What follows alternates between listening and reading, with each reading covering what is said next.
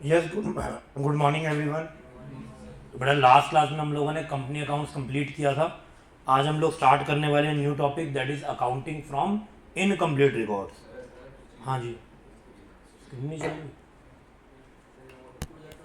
कहाँ पे है इसका button?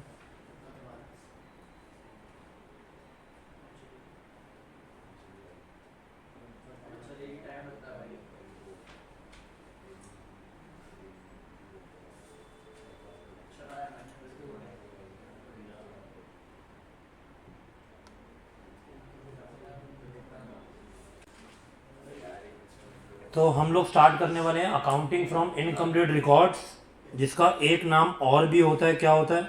Single entry system. Single entry system. Okay बेटा, बातें बिल्कुल बंद, नहीं तो या तो बाहर भेज दूंगा। उसको आ रहा है तो चिंता तुझे क्यों हो रही है? पीछे जाके बैठ जा, तू ये आगे आ जा। ठीक है जी, सिंगल एंट्री सिस्टम इस टॉपिक का नाम है। यहाँ पर बेसिकली होता क्या है, जो कोई छोटे बिजनेसमैन होते हैं उनके ऊपर कोई भी as such accounting record keep करने की रिक्वायरमेंट नहीं होती। जो स्मॉल ट्रेडर्स होते हैं, जो प्रोप्राइटर्स होते हैं, अगर मान लेते हैं इनके ऊपर कोई भी अकाउंट मीट करने की, अकाउंट प्रिपेयर करने की एज पर लॉ कोई भी रिक्वायरमेंट नहीं है। पर जैसे जैसे इनका भी थोड़ा सा बिजनेस ग्रो करता है, इनके ऊपर भी वो सारी की सारी कंप्लाइंसेस अट्रैक्ट हो जाती हैं। लेकिन इन्होंने आज तक कभी प्रॉपर बुक्स ऑफ अकाउंट तो बनाए नहीं। पर दैट डजेंट मीन कि ये बिजनेस ठीक नहीं कर रहे हैं। बिजनेस तो ठीक कर रहे हैं लेकिन उसकी अकाउंटिंग प्रॉपरली नहीं करते। तो सर ये कैसे अकाउंटिंग करते हैं? ये बेटा अकाउंटिंग करते हैं एक रफ वर्क में, कुछ रफ शीट्स में। हम भी तो अकाउंटिंग करते थे अकाउंट्स को जाने बिना। क्लास 11 से पहले क्या आप अकाउंटिंग करते थे कि नहीं? पापा ने 1,000 रुपये पॉकेट मनी दी, इस 1,000 रुपये से मैंने क्या क्या करना है या क्या क्या किया। 100 रुपीज़ की मूवी देखी, ठीक है जी, 200 रुपये कहीं खाने पीने में लग गए और किसी चीज़ में लग गया, तो ये मैं हिसाब लगा रहा हूँ ना।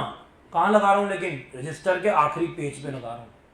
कोई डेबिट क्रेडिट नहीं कर रहा, कोई जर्नल एंट्री नहीं कर रहा, कोई लेजर अकाउंट नहीं बना रहा।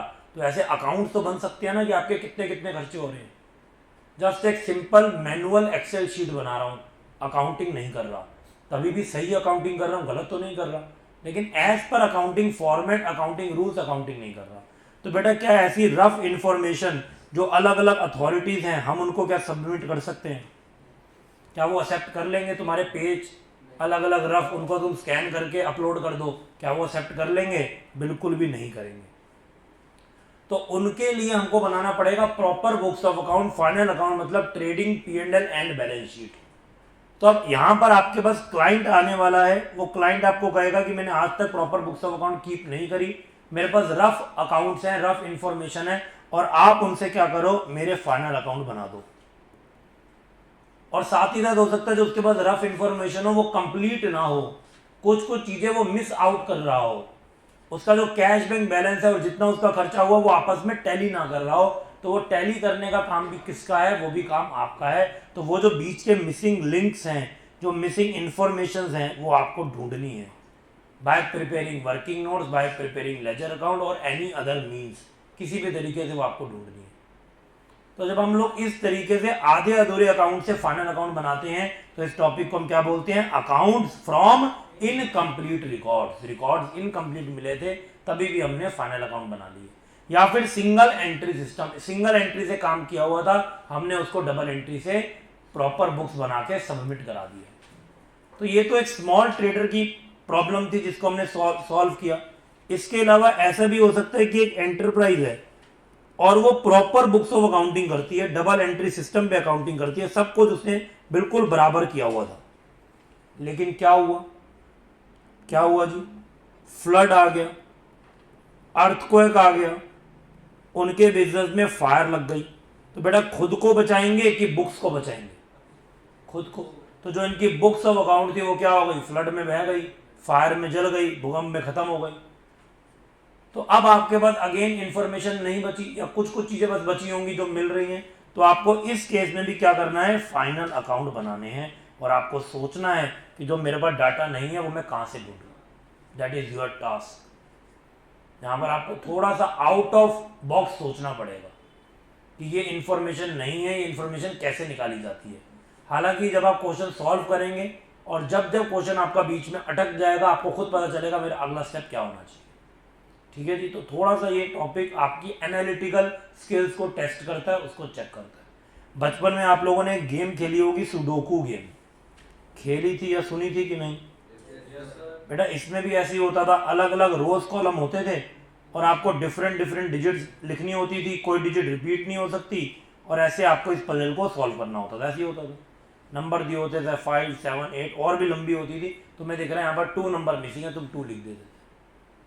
ऐसे तुम कॉलम के बाद हॉरिजॉन्टली देखोगे, मतलब रो वाइज देखोगे, तो जो नंबर मिसिंग होगा तुम उसको लिखोगे। ऐसे ही थोड़ा सा खुराफाती दिमाग आपको इस टॉपिक में लगाना पड़ेगा। गॉट इट बेटा? समझ में आई बात? यस और नो? तो छोटी छोटी बातें हम लोग लिखना स्टार्ट करते हैं। लिखो जी। In this topic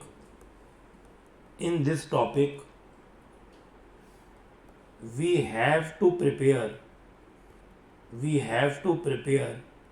final accounts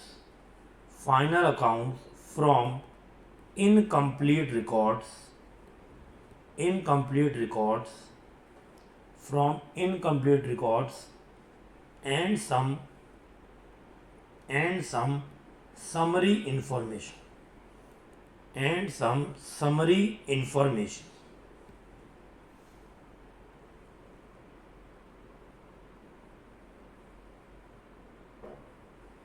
And from summary information to make final accounts, we may take help of some ledger accounts. हम कुछ लेजर अकाउंट्स बना के अपनी मिसिंग फिगर निकाल सकते हैं। सम वर्किंग नोट्स, कुछ वर्किंग नोट्स में कैलकुलेशंस कर सकते हैं। और एनी अदर मेथड्स, या और भी आपको कोई तरीका लगता है, मेथड लगता है, हम उसके थ्रू भी इसको कैलकुलेट कर सकते हैं। And the balance sheet if prepared through incomplete records, ये मेरे रिकॉर्ड्स इनकम्प्लीट थे, मैंने उसके थ्रू बैलेंस शीट बनाई है, तो उसको हम लोग बैलेंस शीट नहीं बोलते। बैलेंस शीट का मतलब होता है जो ओरिजिन से बने, ओरिजिन का मतलब जर्नल से, journal, ledger, trial balance and then balance sheet बने। लेकिन अगर आपने कुछ वर्किंग नोट के थ्रू सीधा फिगर निकाल ली कि मशीनरी तो इस बार इतनी होनी चाहिए सीधा ही, तो उसको हम बैलेंस शीट नहीं बोलते। If prepared through incomplete records it is known as statement of affairs. बाकी पूरा काम सेम ही होता है, बस क्योंकि यहाँ पर बैलेंस शीट डायरेक्टली आपने इंफॉर्मेशन डाल दिया, अमाउंट डाल दिया, तो उसको स्टेटमेंट ऑफ अफेयर्स बोलते हैं। डन बेटा? तो इस टॉपिक के अंदर हमें अलग अलग लेजर अकाउंट्स बनाने की एक हैबिट होनी चाहिए, और ये हैबिट हमने ऑलरेडी कई टॉपिक्स में सीखी है। पिछले टॉपिक में भी हमने कंपनी अकाउंट में बहुत सारे लेजर अकाउंट बनाए, तो it will help us out in doing this topic. जैसे कि अगर मैं सबसे पहले तुम्हारे सामने एक अकाउंट की बात करूं, which is a capital account, तो कैपिटल अकाउंट किसी भी बिजनेस के लिए एसेट अकाउंट है कि लाइबिलिटी अकाउंट है? लाइबिलिटी अकाउंट है। तो लाइबिलिटी अकाउंट है, तो इसका ओपनिंग बैलेंस कहां पर रहेगा? By balance brought down. ये इसका कौन सा बैलेंस है? Opening capital. अगर हम बिजनेस में और कैपिटल लगाएंगे तो भी यहां पर लिखेंगे, क्योंकि कैपिटल बढ़ गई। By bank what? Additional capital. अगर हम कैपिटल विड्रॉ करेंगे तो यहां पर लिखेंगे टू बैंक, बेसिकली ड्रॉइंग्स या विड्रॉल ऑफ कैपिटल। अगर ड्यूरिंग द ईयर मुझे प्रॉफिट मिला तो प्रॉफिट से कैपिटल क्या होगी? बढ़ेगी कि कम होगी? बढ़ जाएगी। तो बाय P&L नेट प्रॉफिट। अगर लॉस हुआ तो कैपिटल क्या होगी? कम हो जाएगी, तो टू P&L नेट लॉस। और अल्टीमेटली जब क्लोज करेंगे तो क्या आ जाएगी? टू बैलेंस कैरिड ऑन, मतलब क्लोजिंग कैपिटल। तो अब आपको क्वेश्चन में कुछ भी निकालना हो इससे रिलेटेड, आप बैलेंसिंग फिगर ढूंढ के अकाउंट बनाने के बाद उसको कैलकुलेट कर सकते हैं। तो ये जो मैंने किया कुछ भी बेटा अलग चीज़ नहीं है, सिंपल मैंने आपको क्लोजिंग कैपिटल निकालने का तरीका बताया जो हम लोग बचपन से सीखते हुए आए हैं। अगर मैं इसके अलावा भी आपसे पूछता कि मुझे प्रॉफिट निकालना है तो कैसे निकालूंगा? तो प्रॉफिट बेटा कैसे निकाला जाता है? Closing capital minus opening capital minus additional capital, और ड्राइंग्स को क्या करते हैं प्लस कर देते हैं। तो बेटा यही जो फॉर्मूला आपने बचपन में पढ़ा था ये कुछ नहीं है, यही वो हमारा लेजर अकाउंट है जिससे ये फॉर्मूला जस्टिफाई होता है। चाहे आप इस अकाउंट को बना के प्रॉफिट निकाल लो तो वो बैलेंसिंग फिगर आ जाएगा, अदरवाइज आप इस फॉर्मूले से भी करो तो भी आपका आंसर बिल्कुल बिल्कुल सेम आने वाला है। ये फॉर्मूला अपने आप में कॉमन सेंस को जनरेट करता है। प्रॉफिट क्या होगा, एंड में कितना पैसा बचा माइनस शुरू में कितना लगाया था, वही तो प्रॉफिट होता है। तो closing capital minus opening capital, additional capital आप घर से लाए थे तो ये भी आपने कमाया नहीं है, घर का पैसा है, इसको भी क्या कर देंगे माइनस कर देंगे। और ड्राइंग्स आपने की क्योंकि आपका प्रॉफिट हुआ, उसी में से ड्राइंग होती है, drawing is a part of profit only, तो इसलिए क्योंकि प्रॉफिट ही है इसको क्या कर दिया ऐड कर दिया, और ये हमारा बन जाता था फॉर्मूला। ठीक है, विच इज नथिंग बेटा कॉमन सेंस, हम खुद सोच के बता सकते हैं कि कितना प्रॉफिट है। चलो जी बेटा कुछ क्वेश्चन पे चलते हैं, बाकी अकाउंट हम लोग साथ साथ बनाना सीखेंगे। अच्छा कितने बच्चों ने टॉपिक किया हुआ है मेरे से पहले? किया हुआ बेटा आप लोगों ने? तो कितना आपका इस पे एक्सपर्टीज है, कॉन्फिडेंस है? करना तो होता है कि मैंने करवाया एक बात है, तुमने उसके ऊपर कितना टाइम दिया? क्या मैं तुम्हें एक क्वेश्चन दूं यहाँ पर तो तुम कर सकते हो? हाँ जी, ट्राई करके देखना पड़ेगा। तो बेटा मुझे लगता है कि बाकियों को तो मैं करा रहा हूँ, तुम्हारे लिए बहुत ईजी रहेंगे। तुम अगर ट्राई करना चाहो तो तुम पीछे का कोई क्वेश्चन ट्राई कर सकते हो, तो that will be more value addition, कि आप लोगों ने किया हुआ है, बाकी तो क्लास आप सुन ही रहे हैं, कोई टेंशन नहीं। ठीक है जी, तो एक क्वेश्चन तुम लोग तब तक ट्राई करो बेटा, बाकियों को नहीं करना बेटा, तुम ध्यान इधर ही देना। आप करो बेटा क्वेश्चन नंबर 7 ट्राई करो, ठीक है, और बाकी लोग मेरे साथ ही बने रहेंगे जिन्होंने टॉपिक नहीं पढ़ा।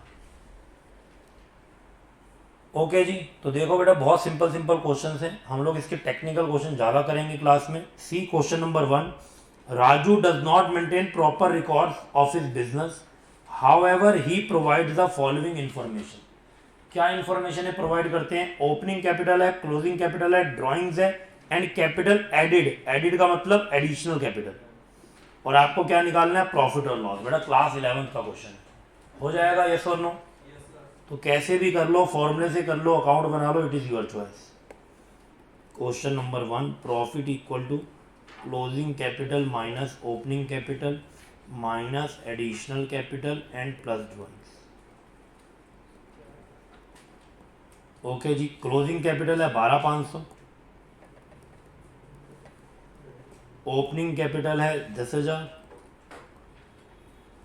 एडिशनल कैपिटल है 3750 और ड्राइंग्स है 3,000। बताओ जी सॉल्व करके कितना है? 17,750। ये आ गया हमारा बेटा प्रॉफिट। बस इतना सा काम हमें करना, डन। ओके जी, आगे चलते हैं नेक्स्ट क्वेश्चन पे। क्वेश्चन नंबर 2 देखो, see question number 2, Rakesh started his business on 1 April 21, he invested a capital of ₹1 lakh. तो ये कौन सी कैपिटल है? Opening capital.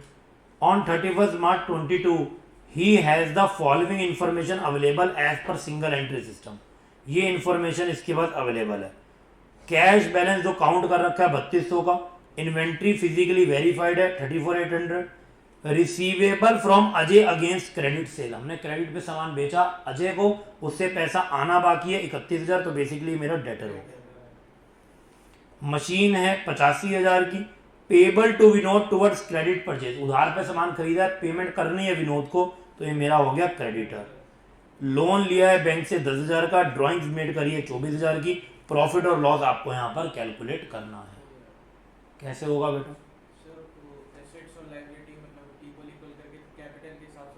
हाँ जी, क्लोजिंग कैपिटल बेसिकली हम निकाल लेंगे बैलेंस शीट बना के, और बाकी हमारे पास सब कुछ है ही। ड्राइंग ये रहा, ओपनिंग कैपिटल ये रहा, एडिशनल कैपिटल है ही नहीं, हम आराम से बेटा प्रॉफिट लॉस कैलकुलेट कर लेंगे। तो आइए यहाँ पर, क्योंकि ये चीज़ें हमें कोई जर्नल के थ्रू नहीं दी, तो बैलेंस शीट का नाम बैलेंस शीट नहीं होगा, क्या होगा? स्टेटमेंट ऑफ अफेयर्स हो जाएगा। तो आओ जी statement of affairs. Statement of affairs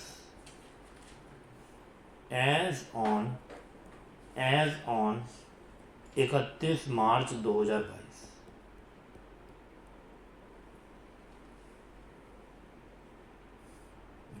मार्च 2022।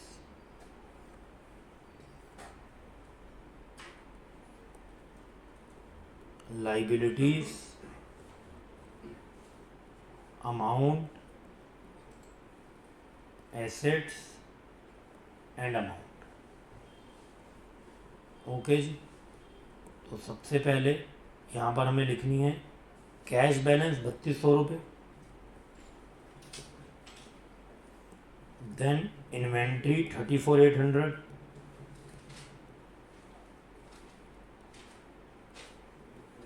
उसके बाद डेटर्स 31,000,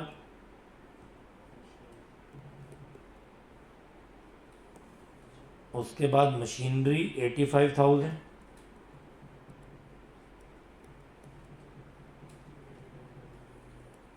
देन पेबल क्रेडिटर्स कितना 12,000,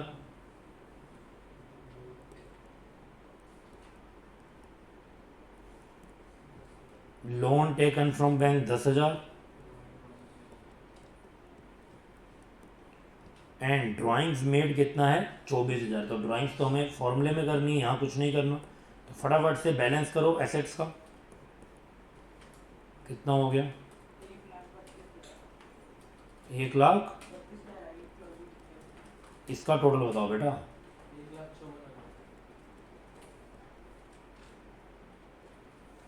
1,54,000 minus 22,000, 1,32,000।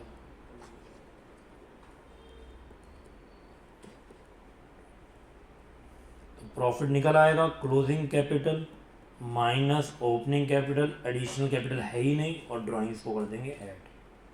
Closing capital is 1,32,000 minus opening capital 1,00,000 and drawings are 24,000।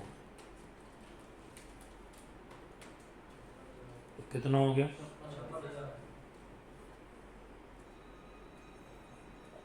Profit आ गया हमारा 56,000। करो जी फटाफट से नोट।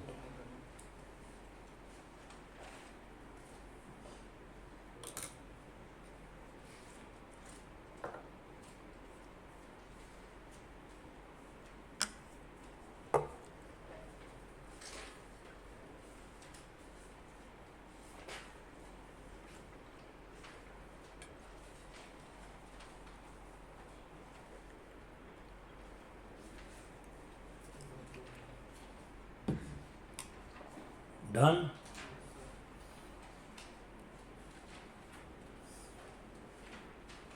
सिमिलर क्वेश्चन आप लोग करेंगे। क्वेश्चन नंबर 4 तो देखो जी, see question number 4 everyone. The income tax officer on assessing the income of Shri Moti for the financial year 15-16 and 16-17। Income tax officer Shri Moti की इनकम असेस कर रहा है। Feels that Shri Moti has not disclose the full income. उनको लगता है श्री मोती ने पूरी इनकम को डिस्क्लोज नहीं किया है। He gives you the following particular of asset liability of Shri मोती ऑन 1 अप्रैल 15 एंड 1 अप्रैल 17। उन्होंने आपको, आप बेटा डिपार्टमेंट के अंदर काम करते हैं, ऐसे अकाउंटेंट, ऐसे चार्टर्ड अकाउंटेंट है, उन्होंने आपको श्री मोती की फाइल पकड़ा दी कि जरा चेक करो इसको नोटिस भेजे कि ना भेजे।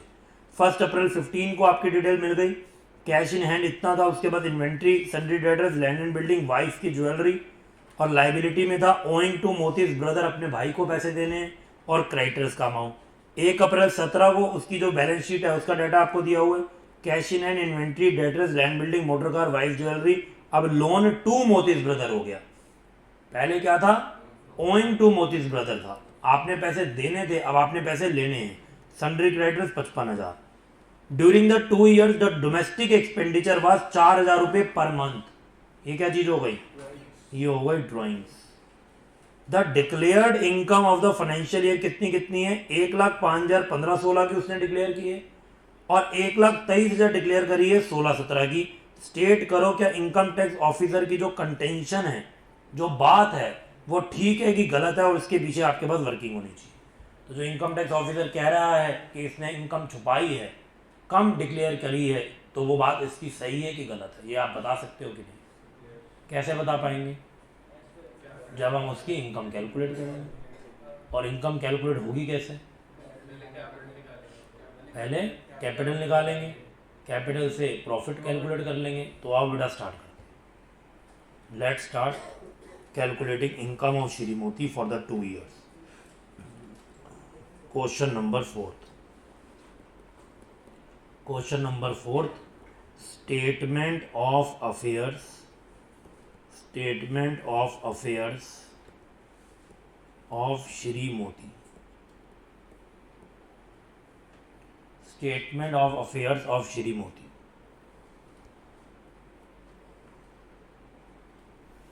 तो 2 साल हैं, इसलिए हम लोग 2 ईयर का कॉलम बना लेते हैं लाइबिलिटी साइड पे, और 2 ही ईयर का बना लेते हैं एसेट साइड पे। 2 बैलेंस शीट बनाने की जरूरत नहीं पड़ेगी।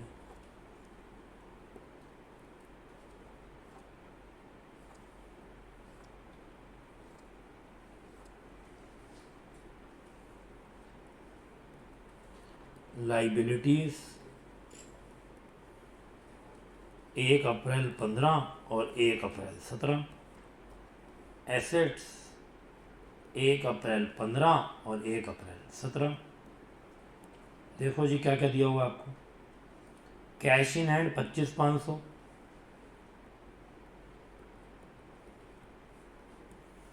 Inventory 56,000,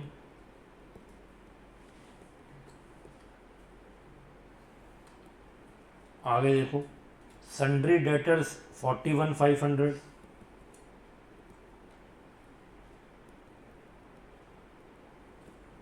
then land and building 1,90,000,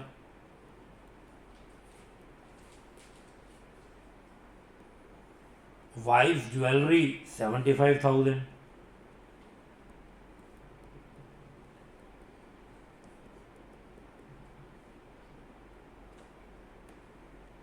owing to Moti's brother 40,000,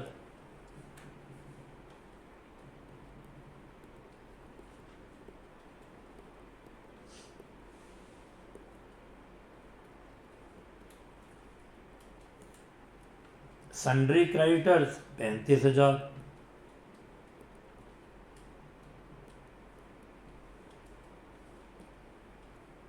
cash in hand 16,000।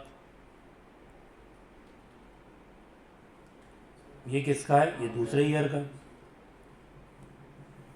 Inventory 91,500,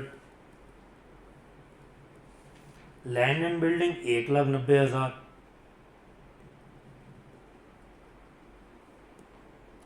motor car कितना? अच्छा सन्ड्री डेटर्स था 52,500,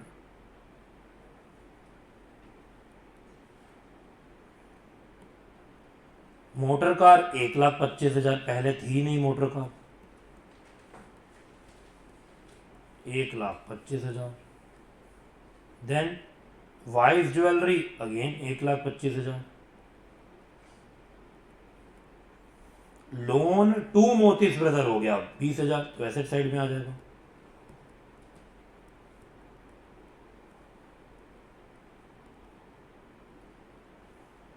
लोन टू मोतीस ब्रदर 20,000 और क्रेडिटर्स 55,000, 55,000। That's it. फटाफट से बेटा टोटल लगाओ और बताओ कैपिटल्स कितनी आ गई। टोटल लगाएंगे पहले और फिर बताएंगे कि क्लोजिंग कैपिटल कितनी कितनी आ गई 1 अप्रैल 15 को और 1 अप्रैल 17 को।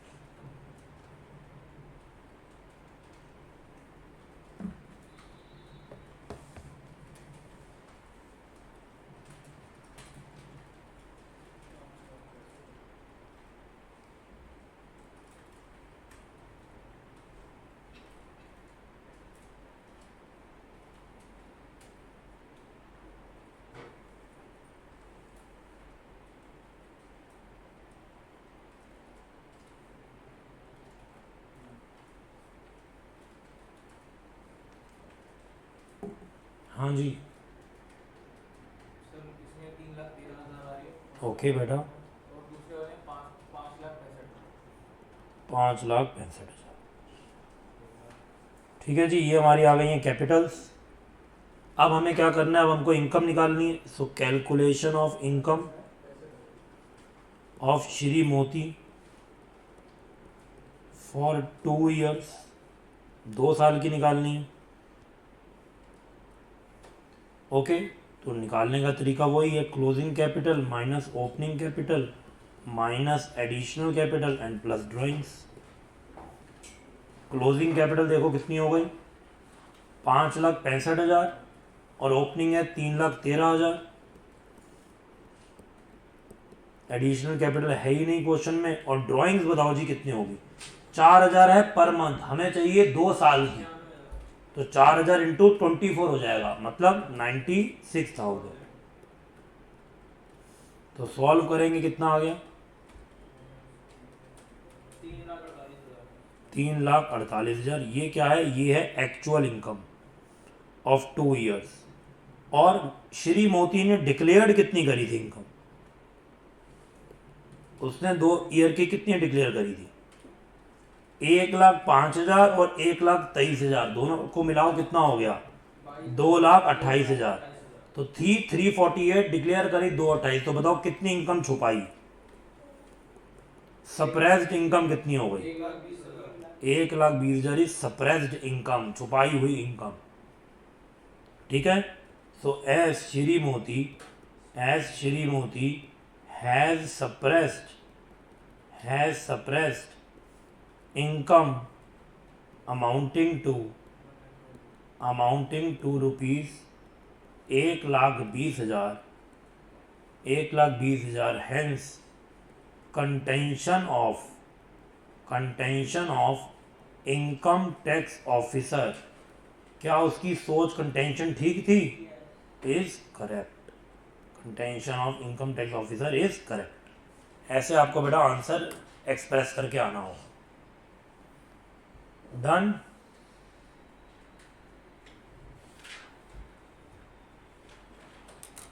बहुत सिंपल टॉपिक है, जस्ट आपको थोड़ा सा आउट ऑफ बॉक्स सोचना है और कैसे प्रॉब्लम को सॉल्व कर सकते हैं उतना दिमाग लगाना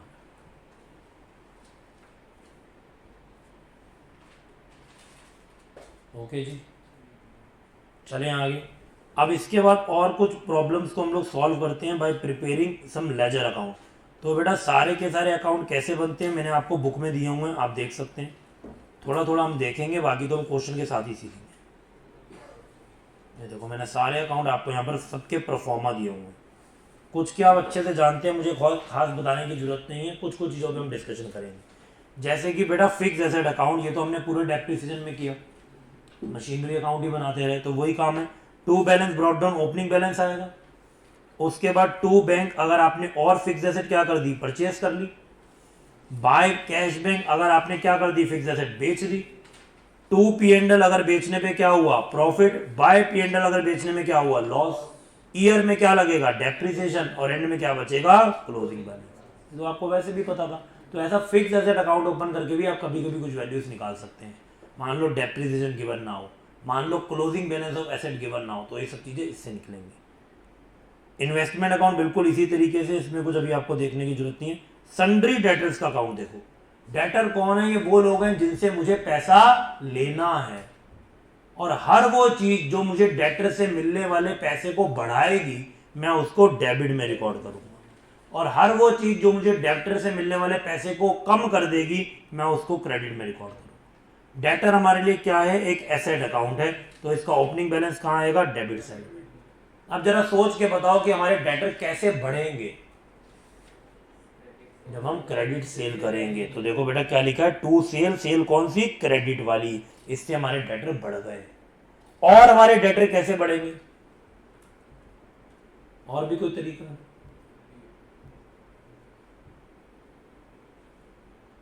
हाँ जी बेटा, और कोई तरीका?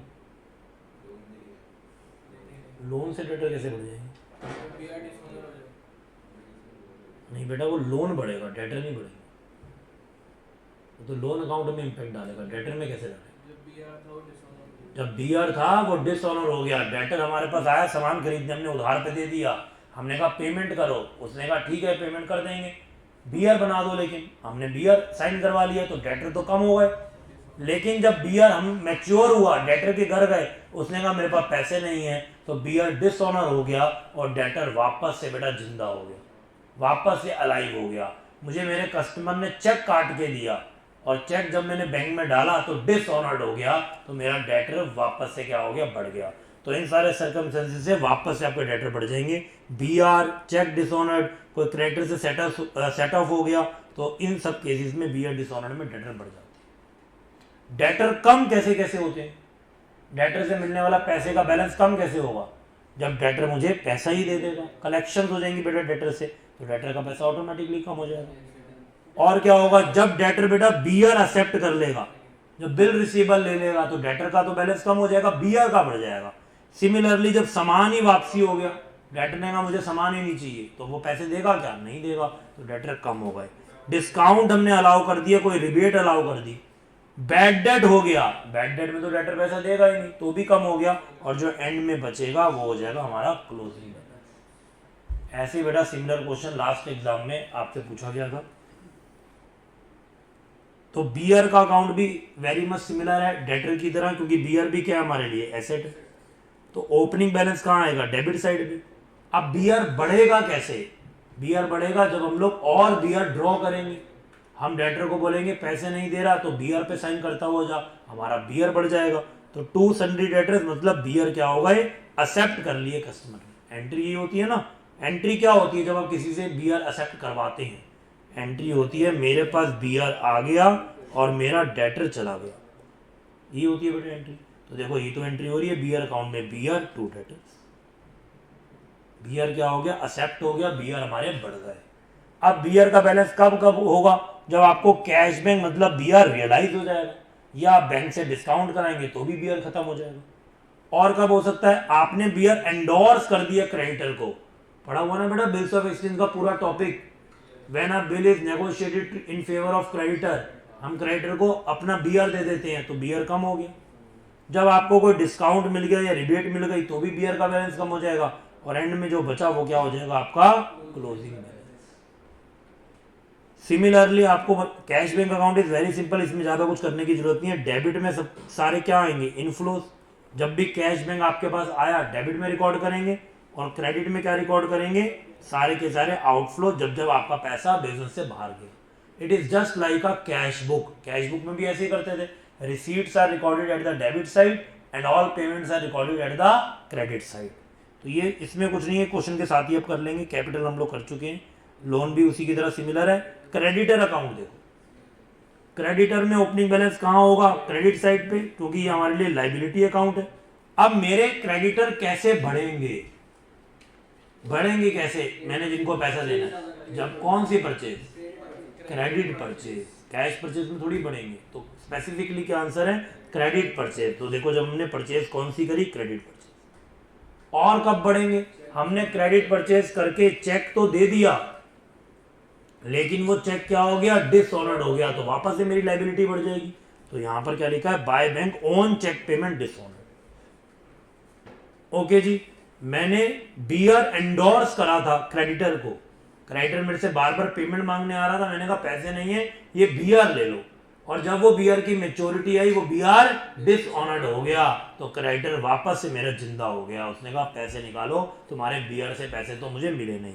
तो by sundry debtors endorse B R क्या हो गया? डिसऑनर्ड हो गया। या फिर क्या हो सकता है? आपका जो बिल्स पेबल की लाइबिलिटी थी, आपने किसी को पेमेंट करनी थी, आप पेमेंट नहीं कर रहे थे, उसने बोला कोई बात नहीं, बीयर साइन करके दे दो, आपने दे दिया। उसके बाद बीयर चला गया, आपके पास बीपी आ गया, और अब ड्यू डेट पे आपने बिल्स पेमेंट की, पेमेंट नहीं करी, तो वापस से वो क्रेडिटर की लाइबिलिटी आपकी वापस से बढ़ गई। अब क्रेडिटर की लाइबिलिटी कम कैसे कैसे होगी? जब हम पेमेंट ही कर देंगे, सबसे सिंपल पॉइंट। जब हम बीपी क्रेडिटर की जगह एक्सेप्ट कर लेंगे, तो भी क्रेडिटर की लाइबिलिटी कम हो जाएगी। जब जो बीयर हमने एंडोर्स करा था, एंडोर्स कर दिया इन फेवर ऑफ क्रेडिटर, तो भी कम हो जाएगी। परचेज रिटर्न, हमने सामान ही वापस कर दिया, तो लाइबिलिटी क्रेडिटर की खत्म हो जाएगी। हमें डिस्काउंट दे दिया क्रेडिटर ने, तो लाइबिलिटी कम हो जाएगी, और एंड में क्या हो गया? क्लोजिंग बैलेंस जो आपका बचा। गॉट इट बेटा। इसी के तरीके से बिल्कुल बनेगा बिल्स पेबल का अकाउंट, ये भी हमारे लिए लाइबिलिटी अकाउंट। तो ओपनिंग बैलेंस कहाँ पर आएगा? क्रेडिट साइड पे। बिल्स पेबल का बैलेंस कैसे बढ़ेगा? जब हम ड्यूरिंग द ईयर और बिल्स पेबल एक्सेप्ट करते जाएंगे। हम क्रेडिटर को कह रहे हैं हमें बीपी दे दो, हम पेमेंट बाद में करेंगे और एक्सेप्ट करते जा रहे हैं, तो हमारी लाइबिलिटी बढ़ गई। बीपी की लाइबिलिटी कम कैसे होगी? जब आप पेमेंट कर देंगे, पेमेंट मेड अगेंस्ट बीपी।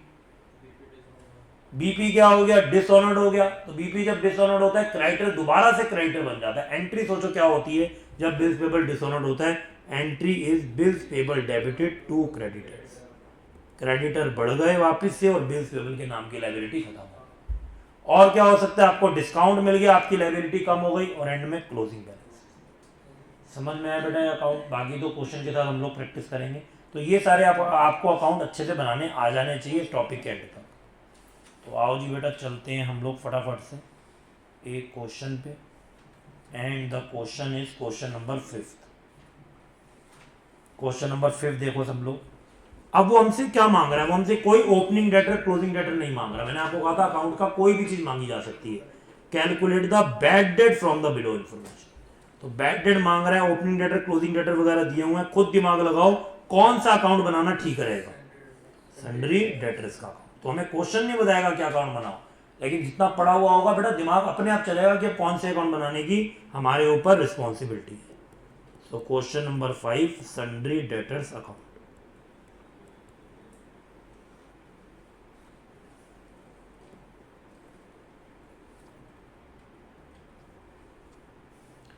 सो हर वो चीज जो डेटर से मिलने वाले पैसों को बढ़ाएगी डेबिट में लिखूंगा, कम करेगी क्रेडिट में लिखूंगा। ओपनिंग बैलेंस बेटा कहां पे लिखूं? डेबिट में। To balance brought down 5 lakh. Closing balance 7 lakh कहां लिखूं? क्रेडिट में नीचे। By balance carried down 7 lakh. Amount received in cash कितना है? 6 लाख। तो यहां लिखेंगे बाय कैश और बैंक कितना? 6 लाख। डिस्काउंट अलाउ हुआ तो बेटा इससे क्रेडिटर का हमारे डेटर का बैलेंस बढ़ेगा कि कम हो जाएगा? कम हो जाएगा बेटा, डिस्काउंट ही दे दिया तो।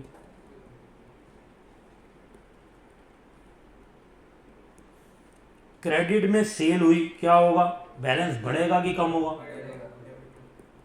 To credit sales 11,40,000। उसके बाद लिखा हुआ है बिल्स रिसीवेबल। बेटा आपने बियर एक्सेप्ट कर लिए, ड्रॉ कर लिए, तो जब आपने बियर में कन्वर्ट कर दिया डेटर को तो कम हो गया।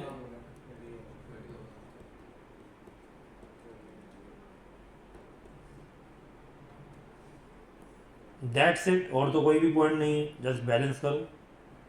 5 लाख और 11,40 कितना हो गया? 16,40।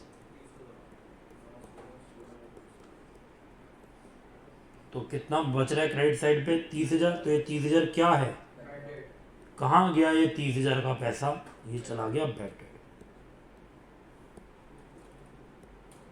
तो बेटा कुछ भी बैलेंसिंग फिगर बन सकती है, जो क्वेश्चन में मिसिंग होगा वो आपको अकाउंट बना के निकालना होगा। करो जी बेटा नोट डाउन फटाफट।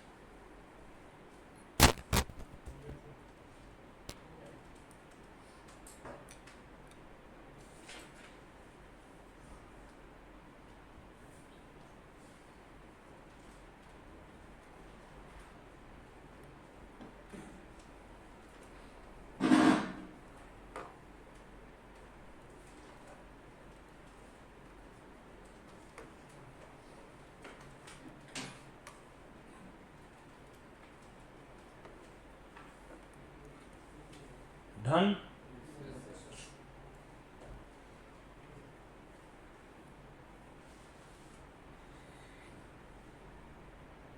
चलो जी क्वेश्चन नंबर 6 करो फटाफट से, और इसमें आपको परचेजेस निकालने। बहुत छोटा सा क्वेश्चन है, try it yourself.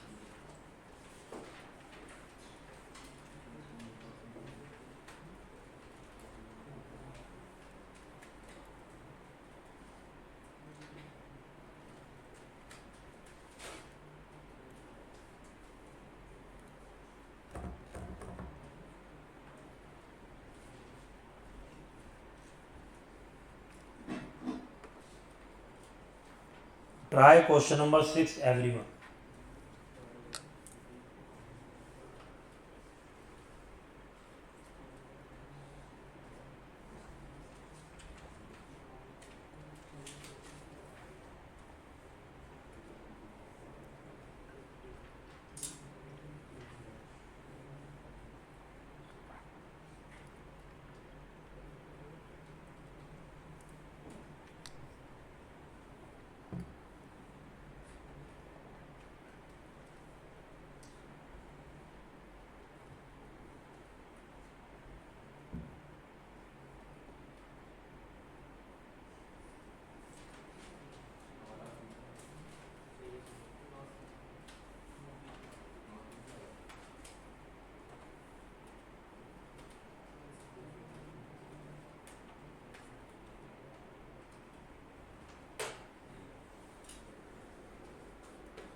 Yes done.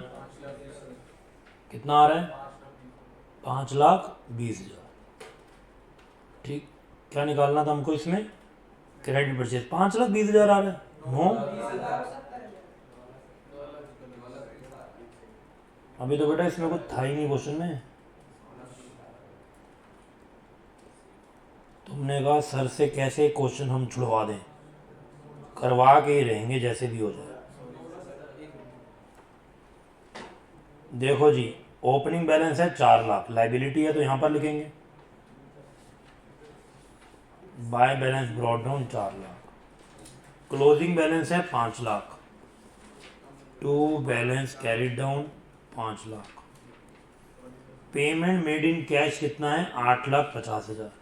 Payment करी है तो यहाँ आएगी टू कैश 8,50,000। डिस्काउंट रिसीव हुआ है हमें तो हमारी जो क्रेडिटर की लाइबिलिटी है वो कम हो जाएगी, टू डिस्काउंट रिसीव्ड 20,000। तो ये कितना हो गया? 8,50,000 और 5 13,50,000 और 20 13,70,000, और 13,70,000 हमारे टोटल क्रेडिटर बन गए, जबकि ओपनिंग 4 लाख थे। ऐसा क्यों हुआ? क्योंकि हमने और क्रेडिट में परचेजेस कर ली होगी। कितनी? तो बड़ा 970 आ रहा है।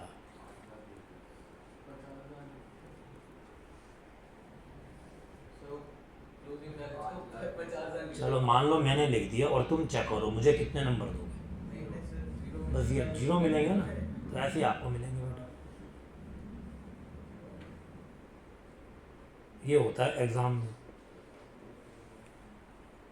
अभी तक तुम बस CBSE का बेटा पेपर देके आए हो, ध्यान रखना। हाँ जी, आपने दिया है तो आपने मुझे झंडे गाड़ लिए बेटा, वापस से ही बैठे हो ना। या तो आप इंटर में होते, क्या तो ऐसे ना मैंने दिए जैसे कर लिया क्वालिफाई। हमने कहा था एक दिन पढ़ो, हमने कहा था वो पेपर दो, हमने तो नहीं कहा था। ये बात मैं किसी का पॉइंट नहीं मानता जो कहता है अगर पास भी हो जाए या नहीं भी हो। कई बच्चे पास होने के बाद कहते हैं अरे भाई मैं तो आखिरी के 10 दिन ही पढ़ा था। तो भाई तेरे को 20 दिन पढ़ने के लिए मना किया था, 30 दिन पढ़ लेता, 40 दिन पढ़ लेता। किसी ने हाथ रोके थे कि दिमाग रोका था? क्या कर लिया CUT देके?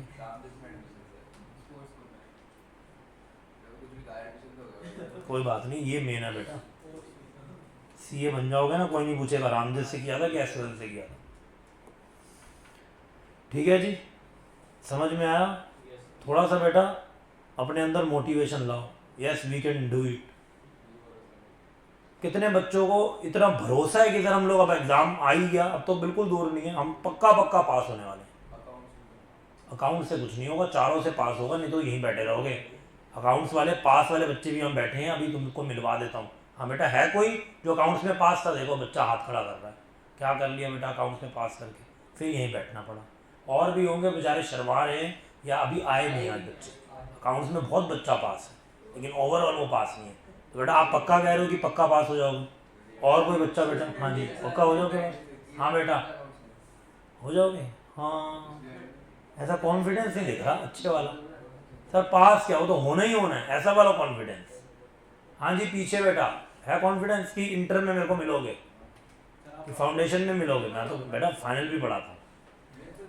मैंने ये नहीं कि मेरे से इंटर की क्लास में आके मिलो और फाउंडेशन पढ़ रहे हो, ऐसे नहीं मिलना मुझे। हाँ जी बेटा पक्का। हाँ भाई साहब, आप लोग इस बार करना पास? सर अकाउंट्स में तो पहले भी पास ही थे, सब में पास करना है कि नहीं करना? पक्का? हाँ भाई साहब पक्का करना है? 300 प्लस या कम से कम 250 तो आएंगे। 250 तो क्या 300 नहीं आते क्या? दिखाऊं स्कोर चार्ट? इधर तो खाली रिजल्ट लिखा है, उधर जाके देखो। वो बेटा बच्चे ही हैं, उनके भी शरीर में खून ही है, वो भी हवा ही लेते हैं, खाना ही खाते हैं, पानी ही पीते हैं। कोई मैं किसी दूसरे गोले से नहीं उठा के लाया उनको, इसी गोले के बच्चे हैं। एंजॉय तुमसे ज़्यादा करते हैं बेटा वो। नहीं नहीं बेटा ऐसा कुछ नहीं, ये तुम्हारी बेकार की बात है। किताबों से एंजॉय नहीं करते, घूम फिर के हर चीज़ से एंजॉय करते हैं और मार्क्स भी लाते हैं जिससे हम भी एंजॉय करें उसके बाद। ये थोड़ी कोई बात होती है कि जो ज़्यादा नंबर ऑफ आवर्स पढ़ेगा उसके ज़्यादा मार्क्स आएंगे। ये आपको किसने बोल दिया? चलो जी, क्वेश्चन नंबर 7 बेटा, आपको मैंने पीछे 7 करने के लिए बोला था, हम आ भी गए 7 पे। आपका हो गया बेटा 7th क्वेश्चन? पक्का हो गई टैली तुम्हारी balance sheet? Sir balance sheet से कैपिटल निकाल लिया तो सर, ये कौन सा जुगाड़ किया है तुमने? मतलब सर बैलेंस निकाल तो वो तो ओपनिंग बैलेंस शीट से निकाली होगी ना कैपिटल। क्लोजिंग बैलेंस शीट तो बनानी ही पड़ेगी ना। क्लोजिंग बैलेंस शीट नहीं बनाई, बनाओ बेटा। अभी तो आधा क्वेश्चन किया आपने। क्वेश्चन नंबर 7 देखो जी सब लोग। A Adam ji keeps his books on single entry basis, analysis of cash book for year ended is given below. जब लिखा है कैश बुक तो मतलब ये एक तरीके से क्या है, कैश अकाउंट ही है। रिसीट मतलब सारे के सारे इनफ्लो, पैसा आना, और पेमेंट मतलब पैसे का जाना। सिंपल सी बात है। ओपनिंग बैलेंस शुरू में 2800 रुपए थे, सन्ड्री डेटर से इतने आए, कैश सेल से इतने आए, कैपिटल ब्रॉट कर ली मतलब एडिशनल कैपिटल, और साथ ही साथ इन्वेस्टमेंट से इंटरेस्ट मिला, टोटल इतने पैसे आ गए।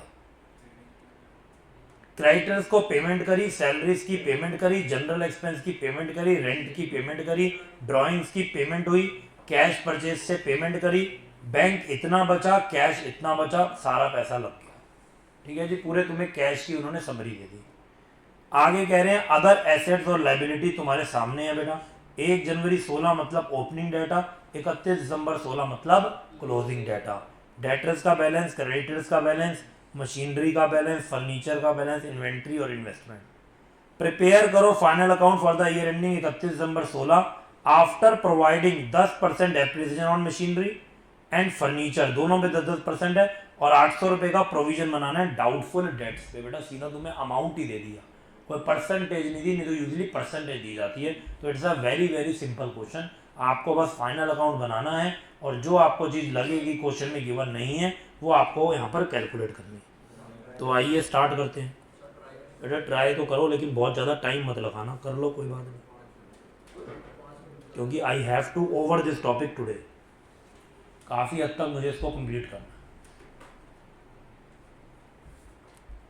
करो करो करो। देखो इसको करने का तरीका एक ही होता है, ट्रेडिंग P&L अकाउंट बना लो, जितनी फिगर डाल पा रहे हो डाल लो, जो नहीं डाल पा रही छोड़ दो, और आगे बढ़ो, और सोचो वो फिगर कैसे कैलकुलेट होगी। उसके लिए कोई अकाउंट बनाओ, कोई वर्किंग नोट बनाओ, वो भी आपके पास आ जाएगी।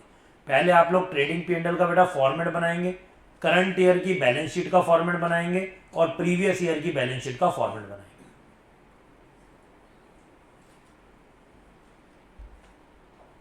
अब तो आप लोग फाइनल अकाउंट पढ़ चुके हैं डिटेल में, तो आपको बहुत हेल्प मिलेगी इस टॉपिक की।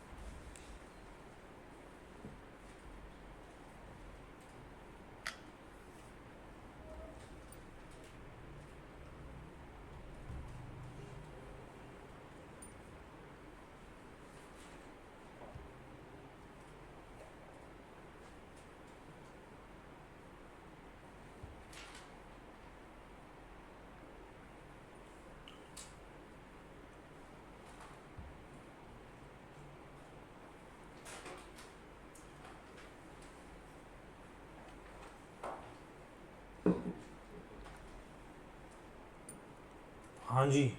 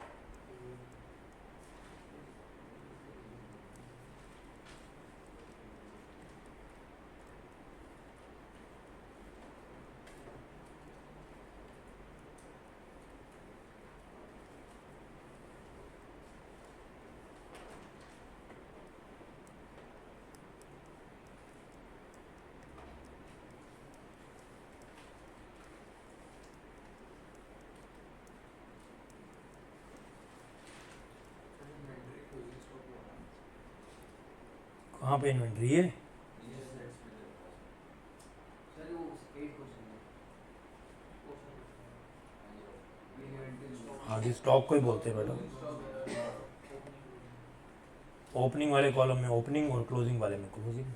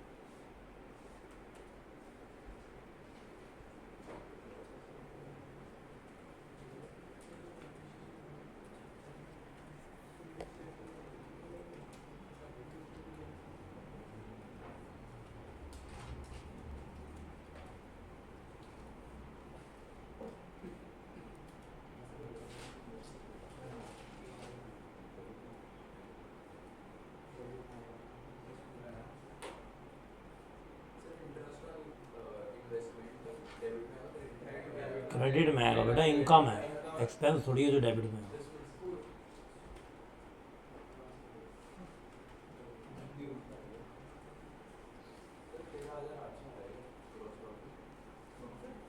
रॉन्ग।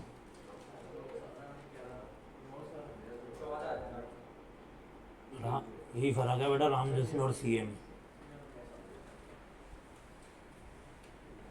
हाँ जी बेटा, आ गया आपका? कितना आ रहा है?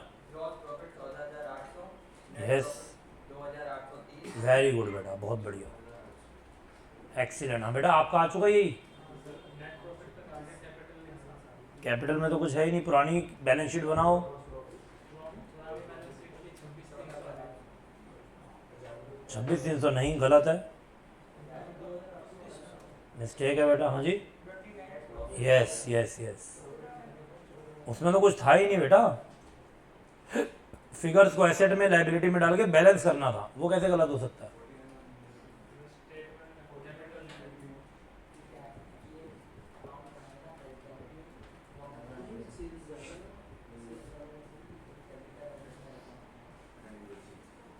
हाँ जी, हो गया, कोई दिक्कत है तो बताओ, कहाँ दिक्कत आई?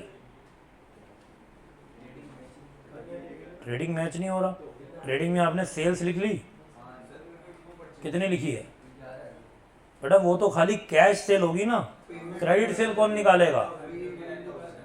आधा ही इनकम्प्लीट डाटा दिया क्लाइंट ने, इनकम्प्लीट ही फाइनल अकाउंट बना दोगे या इनकम्प्लीट को कंप्लीट करोगे? हमें क्रेडिट सेल निकालनी पड़ेगी, और क्रेडिट सेल कैसे निकलेगी? Bye preparing debtor account. अभी तो तुम्हें डेटर क्रेडिटर अकाउंट सिखाए हैं मैंने, तो काम ही आपने आधा किया, तो आधा ही आंसर आएगा ना। डेटर अकाउंट बनाएंगे तो क्रेडिट सेल आएगी, क्रेडिटर अकाउंट बनाएंगे तो क्रेडिट परचेज आएगी। डेटर का बैलेंस देखो कितना कितना है, opening balance 14,500, closing balance 17,600, to balance brought down 14,500, by balance carried down 17,600, और इसके बाद डेटर से कितना पैसा मिला वो क्वेश्चन में आपको गिवन है, रिसीव्ड फ्रॉम सन्ड्री डेटर्स 48,000, तो यहाँ पर लिखो बाय कैश बैंक 48,000, 48,000 और 17,600 कितना हो गया? 65,600, 65,600 में से 14,500 माइनस करेंगे तो हमारे पास यहाँ पर क्रेडिट सेल्स निकल के आ जाएगी। बेटा प्रोविजन कभी भी डेटर के अकाउंट में नहीं आता, किसने आपको बोल दिया प्रोविजन आएगा? प्रोविजन एक मनगढ़ंत कहानी है, एक ख्वाबों की दुनिया है, उससे एक्चुअल में कोई डेटर का बैलेंस कम नहीं होता। प्रोविजन तुम्हारा मन करे तुम 5% बना लो, 50% बना लो, उससे खाली प्रॉफिट की फिगर डाउन होती है, डेटर का उससे कोई लेना देना नहीं होता। हाँ जी, वो वहाँ पर हम एक्सपेक्टेड वैल्यू दिखाते हैं कितने मिल सकते हैं as per balance sheet prudence concept लगाते हुए, यहाँ हम ट्रू वैल्यू दिखा रहे हैं कि एक्चुअली में डेटर से कितने मिलने वाले हैं हमें। यहाँ पर प्रोविजन का कोई काम नहीं है, हम उसको बैलेंस शीट में करेंगे या P&L के डेबिट साइड पे दिखाएंगे। डेटर के बैलेंस के अंदर सिर्फ डेटर से कितना मिलना उसकी बात होती है, यहाँ प्रोविजन कहीं पर भी नहीं आता। तो आपकी क्रेडिट सेल आ गई 51,100, ये कैश सेल में ऐड होगी तब टोटल सेल आप ट्रेडिंग अकाउंट में लिखेंगे बाय सेल्स में। ऐसे ही आपको क्रेडिटर अकाउंट भी बनाना है।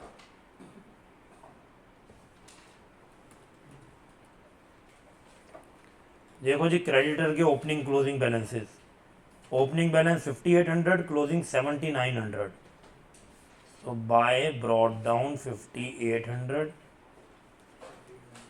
टू कैरिड डाउन 7900, और क्रेडिटर से रिलेटेड क्या कोई पेमेंट हुई है?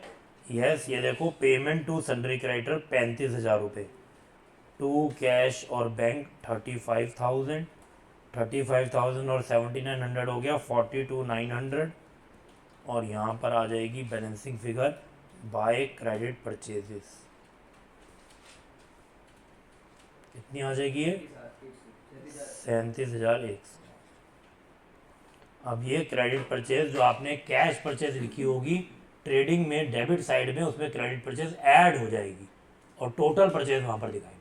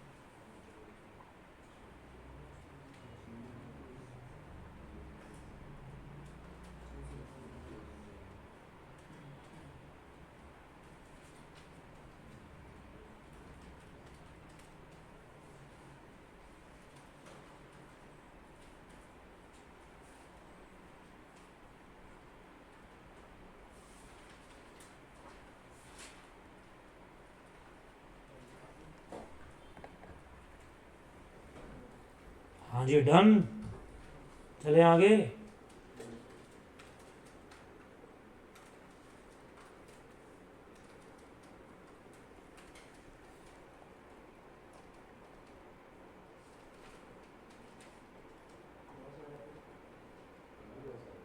Profit loss profit loss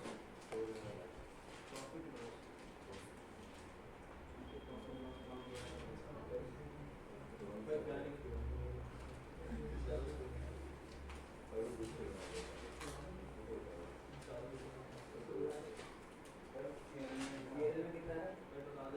2830 loss है ना? प्रॉफिट है? प्रॉफिट हाँ ठीक है। अभी लॉस आगे नहीं है। 2008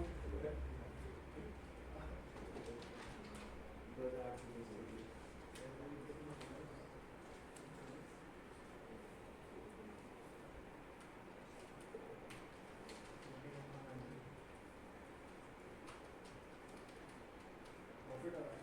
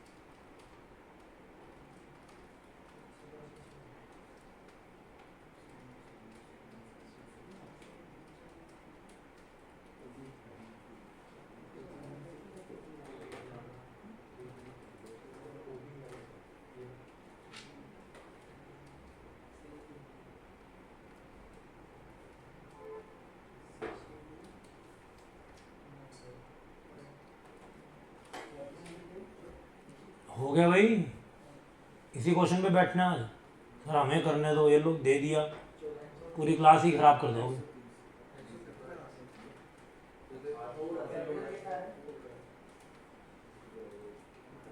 हाँ भाई, ऑनलाइन स्टूडेंट सबका हो गया क्वेश्चन, यस और नो? मैंने क्रेडिट सेल क्रेडिट परचेज से तुम्हारी कैलकुलेट भी करवा दी थी।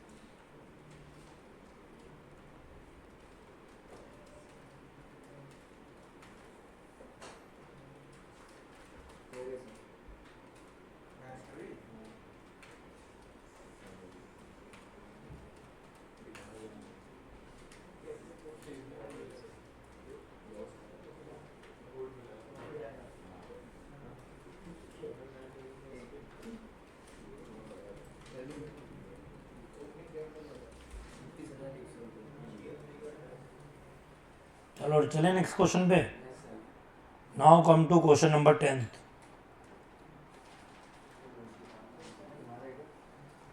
क्वेश्चन नंबर 10 देखो जी सब लोग। Miss Rashmi furnishes you with the following information relating to her business. तो मिस रश्मि ने आपको अपने बिजनेस की डिटेल्स दी हैं। एसेट एंड लाइबिलिटी 1 जनवरी 16 को और 31 दिसंबर 16 को।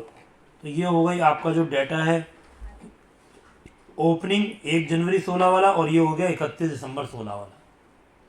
फर्नीचर हमारे पास ओपनिंग क्लोजिंग दोनों है। इन्वेंट्री स्टॉक ओपनिंग क्लोजिंग दोनों है। डेटर्स का ओपनिंग बैलेंस है, क्लोजिंग मिसिंग है, क्वेश्चन मार्क लिखा हुआ है। क्रेडिटर्स के दोनों बैलेंसेस है, प्रीपेड एक्सपेंस है, अनपेड मतलब आउटस्टैंडिंग एक्सपेंस और कैश इन बैंक का बैलेंस। Very good. अब आगे क्या कह रहे हैं, रिसीट एंड पेमेंट ड्यूरिंग 2016 क्या क्या हुई है, पैसा आया गया कहाँ कहाँ से। कलेक्शन हुई डेटर्स से after allowing discount of 3000 amounting to 117। तो डिस्काउंट देने के बाद आपको डेटर से कितने रुपए मिले, 1,17,000 रुपए मिले। कलेक्शन हुई है on discounting bill of exchange after deduction of discount. Discount देने के बाद 250 रुपए का आपको टोटल पैसा मिला 12,250। मतलब वैसे 12,500 मिलना होगा, 250 रुपए कट गए, 12,250 मिले। क्रेडिटर्स 80,000 के आपने पे कर दिए, 400 के फुल सेटलमेंट। तो आपने कितना डिस्काउंट आपको यहाँ पर मिल गया, 1,600 रुपए का आपको डिस्काउंट रिसीव हो गया। पेमेंट फॉर फ्रेट इनवर्ड, किराए की पेमेंट लग गई 6,000 रुपए। Amount withdrawn for personal use 14,000, ये हो गई drawings. Payment for office furniture 2,000 रुपए। इन्वेस्टमेंट जो कैरी करती है एनुअल इंटरेस्ट 4% का, वो आपने खरीदी एट 192 रुपीज की खरीदी, जबकि फेस वैल्यू है 200 रुपए। इंटरेस्ट हमेशा आपको फेस वैल्यू पे मिलता है, तो 200 रुपए का 4% आपका इंटरेस्ट कितना हो गया, 8 रुपए हो गया। On 1 July 2016 and payment made there for, और उसकी आपने पेमेंट कर दी। ठीक है जी। अच्छा, 1 जुलाई 16 को खरीदी है, तो आपका ईयर एंड क्या है, 31 दिसंबर 16। तो आप बताओ जी इसका इंटरेस्ट कितना बनेगा। 8 रुपए तो पूरे ईयर का है, 200 इंटू 4%, और 1 जुलाई को करिए तो 6 महीना, तो ये हो गया 4 रुपए का इंटरेस्ट। एक्सपेंस में सैलरीज भी है और वो पे करी आपने 29,000 की। मिसलेनियस आपको पैसे मिले 1,000 रुपए। यहां तक बातें क्लियर। आगे चलो। Bill of exchange draw on and accepted by customer during the year amounted to 20,000। आपने बेटा 20,000 के बियर ड्रॉ कर दिए कस्टमर्स के ऊपर। Of these, out of these bill of exchange 4,000 के तो आपने एंडोर्स कर दिए इन फेवर ऑफ क्रेडिटर। 4,000 के बेटा बियर क्या हो गए, ये एंडोर्स हो गए। और an endorse bill of exchange 800 रुपए का आपने किसी को एंडोर्स किया था, वो क्या हो गया, वो डिसऑनर्ड हो गया। टोटल 4,000 के एंडोर्स करें, उसमें से एक 800 वाला क्या हो गया, डिसऑनर हो गया। गुड्स कॉस्टिंग 1800 के आपने यूज कर लिए एडवर्टाइजिंग मटेरियल के लिए, एडवर्टाइजमेंट के लिए अपना खुद का सामान यूज हो गया। Goods are invariably sold, goods अलग अलग तरीके से बिकते हैं, लेकिन उसमें एक चीज कॉमन होती है कि जीपी कितना होता है, 33 1/3% ऑन सेल, मतलब प्रॉफिट है 1/3 ऑन सेल्स। मतलब बेटा कॉस्ट पे कितना हो जाएगा, 1/2 ऑन कॉस्ट। ठीक है जी। आगे चलो। डिफरेंस इन कैश बुक, अगर कोई आता है आपकी कैश बुक में कोई भी डिफरेंस आता है रिसीट या पेमेंट में, उसको ट्रीट कर लेना या तो फर्दर ड्राइंग अगर पैसे कम आते हैं, और अगर ज्यादा मिलते हैं तो क्या हो जाएगा, introduction of capital by miss Rashmi. तो कैश बैंक बैलेंस में कोई भी डिफरेंस आता है या तो वो क्या माना जाएगा, ड्राइंग, या क्या माना जाएगा, एडिशनल कैपिटल। ऐसा क्वेश्चन कह रहा है। प्रोवाइड करो 2.5% for doubtful debt on closing debtor, ये प्रोविजन बनाना है आपको। Rashmi asked you to prepare trading and P&L account for the year ended 31 December and balance sheet as on that date. वही फाइनल अकाउंट वाली रिक्वायरमेंट है, लेकिन कुछ कुछ चीजें गिवन नहीं है, वो हमें कैलकुलेट करनी पड़ेंगी। अब क्या कैलकुलेट करें, सीधा क्वेश्चन सॉल्व करेंगे। जो जो चीजें आपको नहीं मिलेंगी तब दिमाग लगाएंगे कि इसके लिए क्या करें, कोई वर्किंग नोट बनाएं या कोई ऐसा लेजर अकाउंट बनाएं। तो स्टार्ट करते हैं। सबसे पहले ट्रेडिंग P&L और बैलेंस शीट के फॉर्मेट बनाएंगे। तो it's a full fledge question, ये कर लिया तो लगभग आपके पास सारे क्वेश्चंस हो जाएंगे, क्योंकि काफ़ी डिटेल्ड या लेंथी क्वेश्चन है।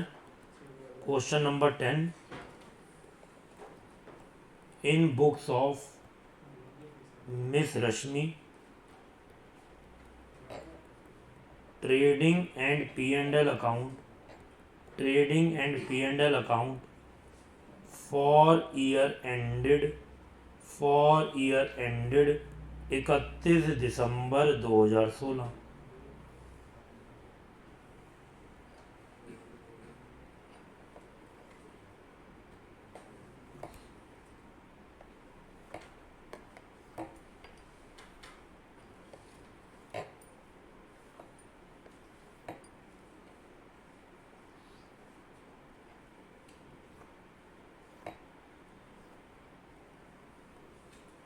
और साथ साथ उन्होंने बैलेंस शीट का भी बोला है।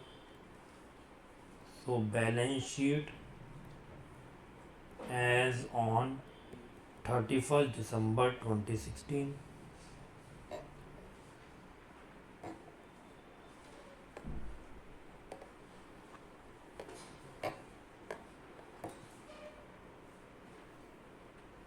और हमारे पास पुरानी बैलेंस शीट भी नहीं है यहाँ पे।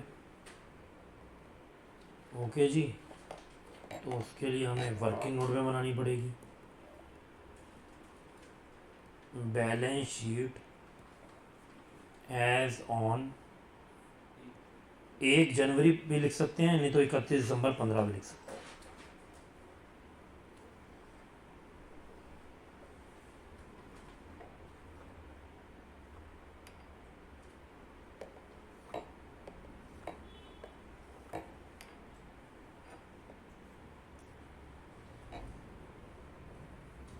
बस बाकी तो हमें कुछ अकाउंट्स वगैरह बना के चीज़ों को कैलकुलेट करना पड़ेगा। आओ जी देखें, सबसे पहले क्या आता है बैलेंस शीट या ट्रेडिंग अकाउंट में। ओपनिंग स्टॉक 16,000 और 14,000 है हमारे पास। आओ जी लिख लें, पहले इन बैलेंस शीट की हेडिंग्स लिख लेते हैं। Liabilities, amount, assets and amount. Liabilities, amount, assets and amount.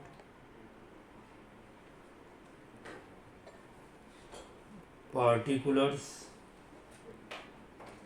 Amount, particulars and amount. Okay, तो इन्वेंट्री की बात करें, ओपनिंग स्टॉक 16,000 और क्लोजिंग स्टॉक है 14,000। तो यहाँ पर लिखो to opening stock 16,000 and by closing stock 14,000। Okay जी, तो जो जो हम लिख पा रहे हैं बस वो लिखेंगे। फर्नीचर पे आ जाओ, 12,000 ओपनिंग था, 12,700 क्लोजिंग है। लेकिन फर्नीचर के बारे में एक बात और भी लिखी हुई है, लिखी हुई थी कुछ की नहीं, पेमेंट करी थी कुछ ऑफिस फर्नीचर वगैरह की। पेमेंट करी है 2,000 की। अच्छा बस यही करिए ना, बाकी तो कुछ नहीं है, कोई बात नहीं। तो फर्नीचर का बैलेंस तो आपको दिया हुआ, डेप्रिसिएशन तो है ही नहीं क्वेश्चन में। तो पहले जो था फर्नीचर वो कितने का था, 12,000 का। पेमेंट करिए, उससे तो कोई मतलब नहीं होता। और फिर हो गया 12,700 का। तो न्यू बैलेंस शीट में लिख दो फर्नीचर, या ओल्ड में उल्टा लिख दिया, कोई बात नहीं, यहाँ लिख दो 12,000 ओपनिंग में और क्लोजिंग में कर दो 12,700। इन्वेंट्री भी लिख देते हैं 16,000 और 14,000, ये क्लोजिंग है तो यहाँ पर आ जाएगी 14,000 इन्वेंट्री। और यहाँ पर लिख दो स्टॉक ओपनिंग 16,000। डेटर्स ओपनिंग है 32,000, क्लोजिंग हमें पता नहीं, पूछ ही लो बेटा, पूछनी है तो। किस पे बेटा, किस चीज़ के ऊपर, स्टॉक पे? कहाँ लिखा है क्वेश्चन में कि डेप्रिसिएशन लगाना है?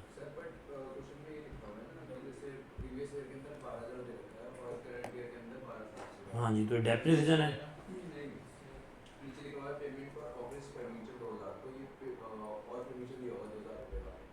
अच्छा, और लिया होगा, ऐसा ज़रूरी नहीं है बेटा, क्या पता जो पुराना फर्नीचर है वो क्रेडिट पे लिया हो, उसकी पेमेंट बकाया हो। हाँ जी, लिखा तो ये भी नहीं, आप टेंशन ले लेना कि मैं मान रहा हूँ कि वो परचेज हुई है। पेमेंट वर्ड लिखा है, and payment is not equal to purchase, ये हम एनपीओ में ऑलरेडी पढ़ चुके हैं। पेमेंट ही लिखा है ना, पुराना पेमेंट बकाया होगा उसकी पेमेंट कर दी, परचेज कहाँ लिखा है? परचेज लिखा होगा तो हम फर्नीचर को बढ़ाएंगे ना, ऐसा तो कहीं भी नहीं लिखा। ठीक है जी। तो हमने डेटर्स की वैल्यू ओपनिंग में लिख दी, क्लोजिंग हमारे पास है नहीं। क्रेडिटर्स 22,000 और 30,000,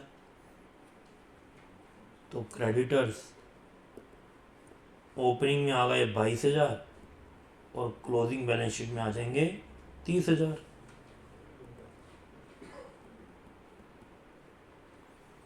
उसके बाद प्रीपेड एक्सपेंस पहले 1200 और फिर 1400, तो एक क्लोजिंग वैल्यू है, इसमें लिख देते हैं prepaid expense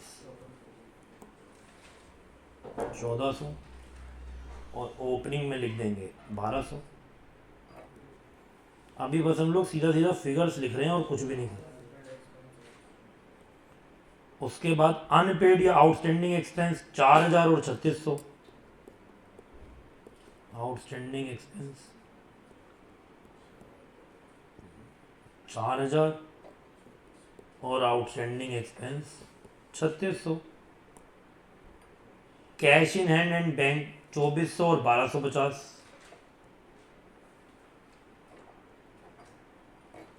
cash in hand 2,400 और 1,250।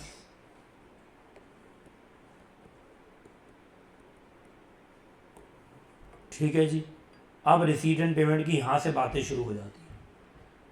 हमको सबसे पहले क्या निकालना है, हमें निकालना है क्लोजिंग डेटर। ठीक है, तो उसके लिए हमें क्या करना पड़ेगा, डेटर का अकाउंट बनाना पड़ेगा। तो बनाते हैं सन्ड्री डेटर्स का अकाउंट।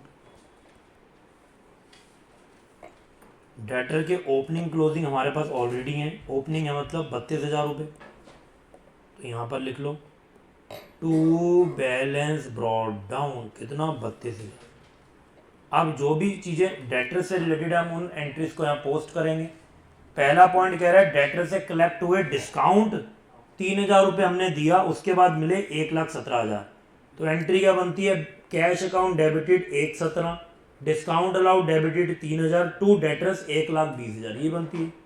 तो डेटर्स में क्या लिखेंगे, बाय कैश जो मिल गया, और जो नहीं मिला बाय डिस्काउंट अलाउड कितना 3,000। ठीक है बेटा, क्लियर है। ये एंट्री होगी पहले ट्रांजैक्शन से रिलेटेड। डेटर से मिलने वाले आपके पैसे क्या हो गए, कम हो गए। इसके बाद देखो collection on discounting of bill of exchange की बात कर रहे हैं। अभी हम बीआर अकाउंट तो बना ही नहीं रहे। और देखो बेटा डेटर से रिलेटेड कहीं कोई बातचीत हो रही हो, हाँ जी, यहाँ पर देखो लिखा था उन्होंने, ये देखो पॉइंट नंबर सी में, bill of exchange drawn on and accepted by customer कितने के, 20,000 के। 20,000 के हमने बीआर ड्रॉ कर दिए। तो बेटा बीआर ड्रॉ करेंगे तो डेटर क्या हो जाएगा, बढ़ेंगे कि कम होंगे, कम हो जाएगा। तो लिखो यहाँ पर बाय बीआर, हमने बेसिकली डेटर्स को बीआर में कन्वर्ट कर दिया 20,000 का। और क्या कह रहे हैं, इस 20,000 में से 4,000 आपने एंडोर्स कर दिए, ओके जी, और जो आपने एंडोर्स करे उसमें 800 का बिल ऑफ एक्सचेंज वापस से डिसऑनर्ड हो गया। जब 800 का डिसऑनर होगा तो वापस से मेरा डेटर बन जाएगा। तो यहाँ पर लिखो टू क्रेडिटर, बीआर मेरा डिसऑनर्ड हो गया, जो मैंने क्रेडिटर को दिया था। बिल्स रिसीवेबल एंडोर्स्ड डिसऑनर्ड, कितना 800 रुपये। ओके जी। अब मुझे यहाँ पर क्या क्या चाहिए, एक तो मुझे डेटर्स की क्लोजिंग फिगर चाहिए, बाय बैलेंस कैरिड डाउन, चाहिए कि नहीं, क्वेश्चन में गिवन नहीं है। और साथ ही साथ मुझे एक चीज़ और भी चाहिए डेटर्स अकाउंट से, क्या क्या चाहिए, क्रेडिट सेल। और क्या बेटा एक अकाउंट में 2 बैलेंसिंग फिगर निकल सकती हैं, नहीं। तो मुझे इस अकाउंट को इतना ही लिख के अभी छोड़ना पड़ेगा। मैं अभी इसकी बैलेंसिंग फिगर बेटा बिल्कुल भी नहीं निकाल पाऊँ, कोई बात नहीं, निकल जाएगी। ये काम का क्वेश्चन करने का तरीका ही होता है, जितना हो रहा है करके छोड़ दो। अब हमको इसके अलावा और कौन सा अकाउंट बनाना है, अभी मेरे पास सेल तो नहीं है, तो मैं कौन सा अकाउंट बनाऊंगा, सन्ड्री क्रेडिटर्स का अकाउंट बनाऊंगा, ताकि मुझे क्रेडिट परचेज मिल जाए। वो भी तो चाहिए ना ट्रेडिंग अकाउंट के लिए। जब तक परचेज सेल नहीं आएंगी जीपी तो निकल ही नहीं सकता। क्रेडिटर के ओपनिंग क्लोजिंग बैलेंसेस बताओ कितने कितने, हाँ जी, क्रेडिटर्स के देखो 22,000 और 30,000। So by balance brought down 22,000, to balance carried down 30,000। और इसके बाद आपके क्रेडिटर से रिलेटेड क्या बात हो रही है? क्रेडिटर 80,000 रुपये वाले हमने 78,400 में फुल सेटलमेंट में पे कर दिए।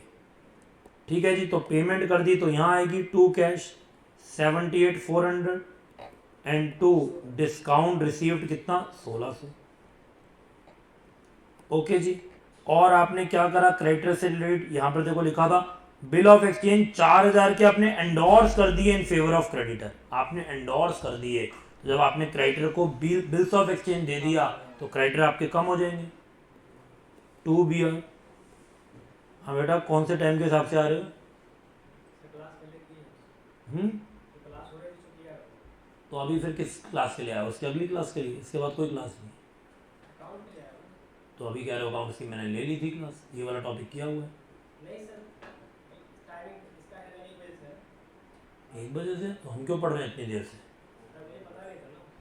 बेटा कोई मैसेज नहीं पहुंचता आपके आपके पास? हाँ, टाइम का कोई मैसेज नहीं आया वो आपके पास, तो तुम कैसे आ गए फिर टाइम पे?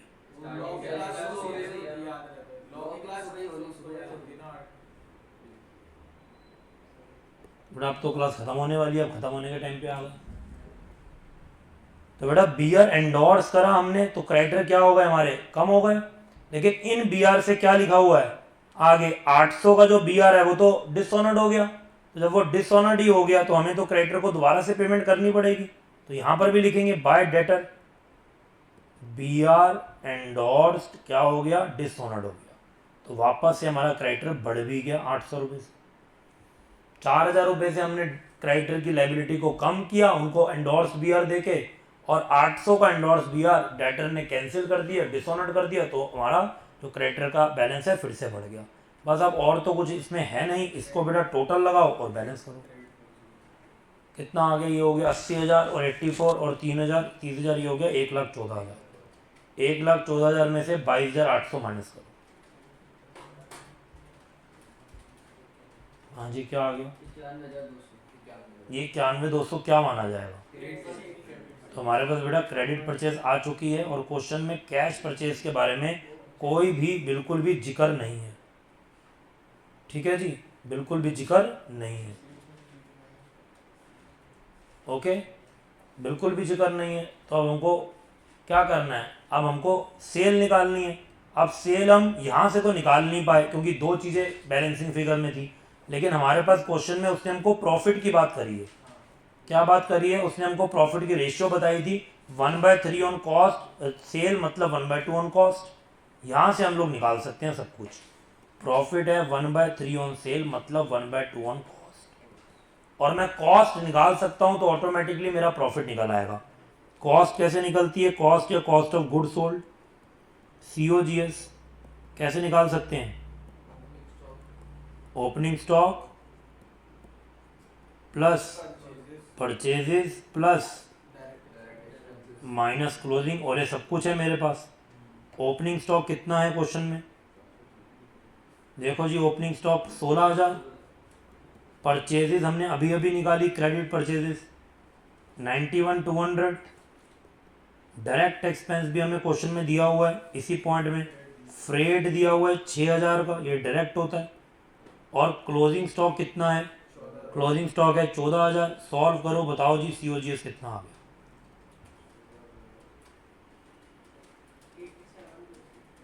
हाँ जी, 99,200 पक्का?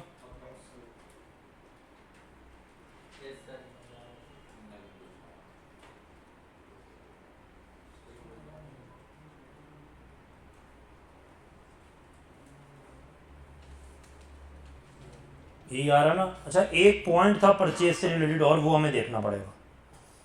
ये पॉइंट नंबर देखो, ई में क्या बोल रहे थे? नहीं, ई में नहीं, डी में, कि गुड्स 1,800 रुपये के तो आपने यूज़ कर लिए एडवर्टीजिंग मटेरियल में। तो इसकी एडजस्टमेंट क्या होती है जब आप एडवर्टीजमेंट में यूज़ करते हैं? परचेज में से कम हो जाएगा और P&L में एडवर्टीजमेंट लिख लिया जाएगा। तो इसको भी यहाँ से माइनस कर दो।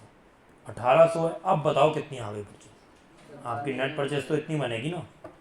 हाँ जी, 97,400।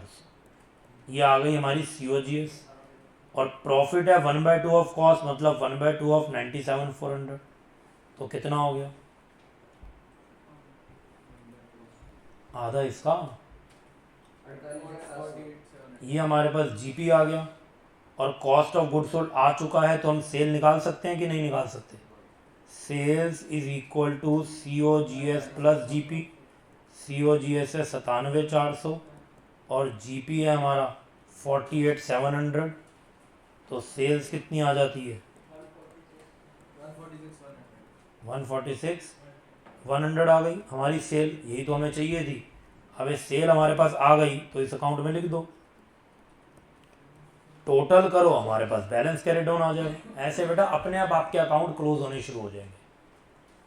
डेबिट का टोटल करो, 32,000 प्लस 800 प्लस 146,100, ये हमने वर्किंग नोट से निकाल ली।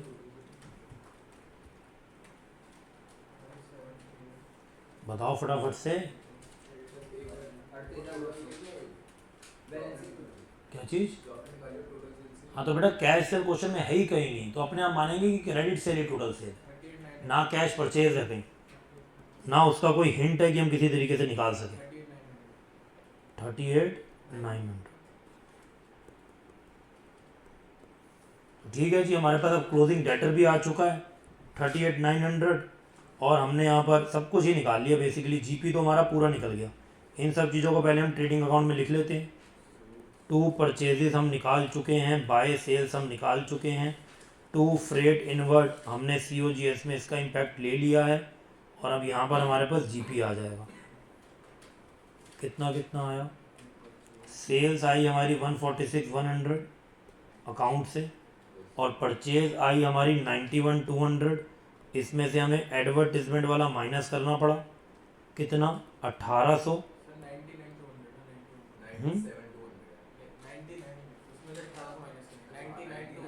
99 तो नहीं थी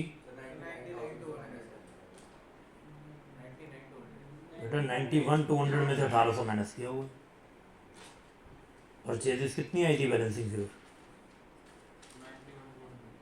देख लो जरा अपने अकाउंट में, देख लो क्या लिखा हुआ। 91,200 ही है, उसमें से 1,800 माइनस किया था हमने, तो हमारे पास आई थी 89,400। फ्रेट इनवर्ड्स कितना? 6,000, और GP भी हम लोग अब निकाल ही चुके हैं 48,700। तो हमारा ट्रेडिंग अकाउंट बिल्कुल कंप्लीट हो चुका है। 1,60,100 यहाँ पर आ गया। ठीक है जी, यही GP P&L के लिए ब्रॉड डाउन हो गया 48,700। और अब हमको इनडायरेक्ट इनकम और साथ में इनडायरेक्ट एक्सपेंसेस लिखने हैं। इनडायरेक्ट इनकम में क्या क्या है? एक तो हमें डिस्काउंट रिसीव्ड हुआ था, ये देखो जी हमने लिखा हुआ है 1,600 रुपये का हमें डिस्काउंट रिसीव्ड हुआ। और एक इन्वेस्टमेंट की इनकम थी bye interest on investment. Interest on investment कितना आया था? 4 रुपये आया था, यहाँ पर लिख दो 4 रुपये। और क्वेश्चन ने हमको मिसलेनियस रिसीट्स के बारे में बताया था। मिसलेनियस रिसीट ये देखो कितनी है? 1,000 रुपये। तो मैंने इनडायरेक्ट वाली तो सारी इनकम लिख डाली। ठीक है जी, अब हमें सारे के सारे इनडायरेक्ट एक्सपेंसेस लिखने हैं। सबसे पहले आएगा एडवर्टीजमेंट, जो ऊपर माइनस हुआ वो यहाँ पर 1,800 आ जाएगा। और क्वेश्चन ने हमें क्या क्या बोला हुआ है? एक डिस्काउंट अलाउड भी था, कितना था जी डिस्काउंट अलाउड? ये 3,000 रुपये का, और साथ में एक ये भी 250 रुपये के डिस्काउंटिंग चार्जेस थे। तो 2 डिस्काउंट अलाउड 3,000 प्लस 250 रुपये, टोटल कितना हो गया? 3,250। 3,000 डेटर वाले हैं, 250 रुपये बिल ऑफ एक्सचेंज के डिस्काउंटिंग चार्जेस हैं। और इसके अलावा और क्या था? एक बार हमें प्रोविजन देखना पड़ेगा, 2.5% है क्लोजिंग डेटर पे। और क्लोजिंग डेटर कितने आ गए थे हमारे? हमने निकाले थे ना क्लोजिंग डेटर, ये देखो जी डेटर्स का क्लोजिंग बैलेंस 38,900, इसका 2.5%।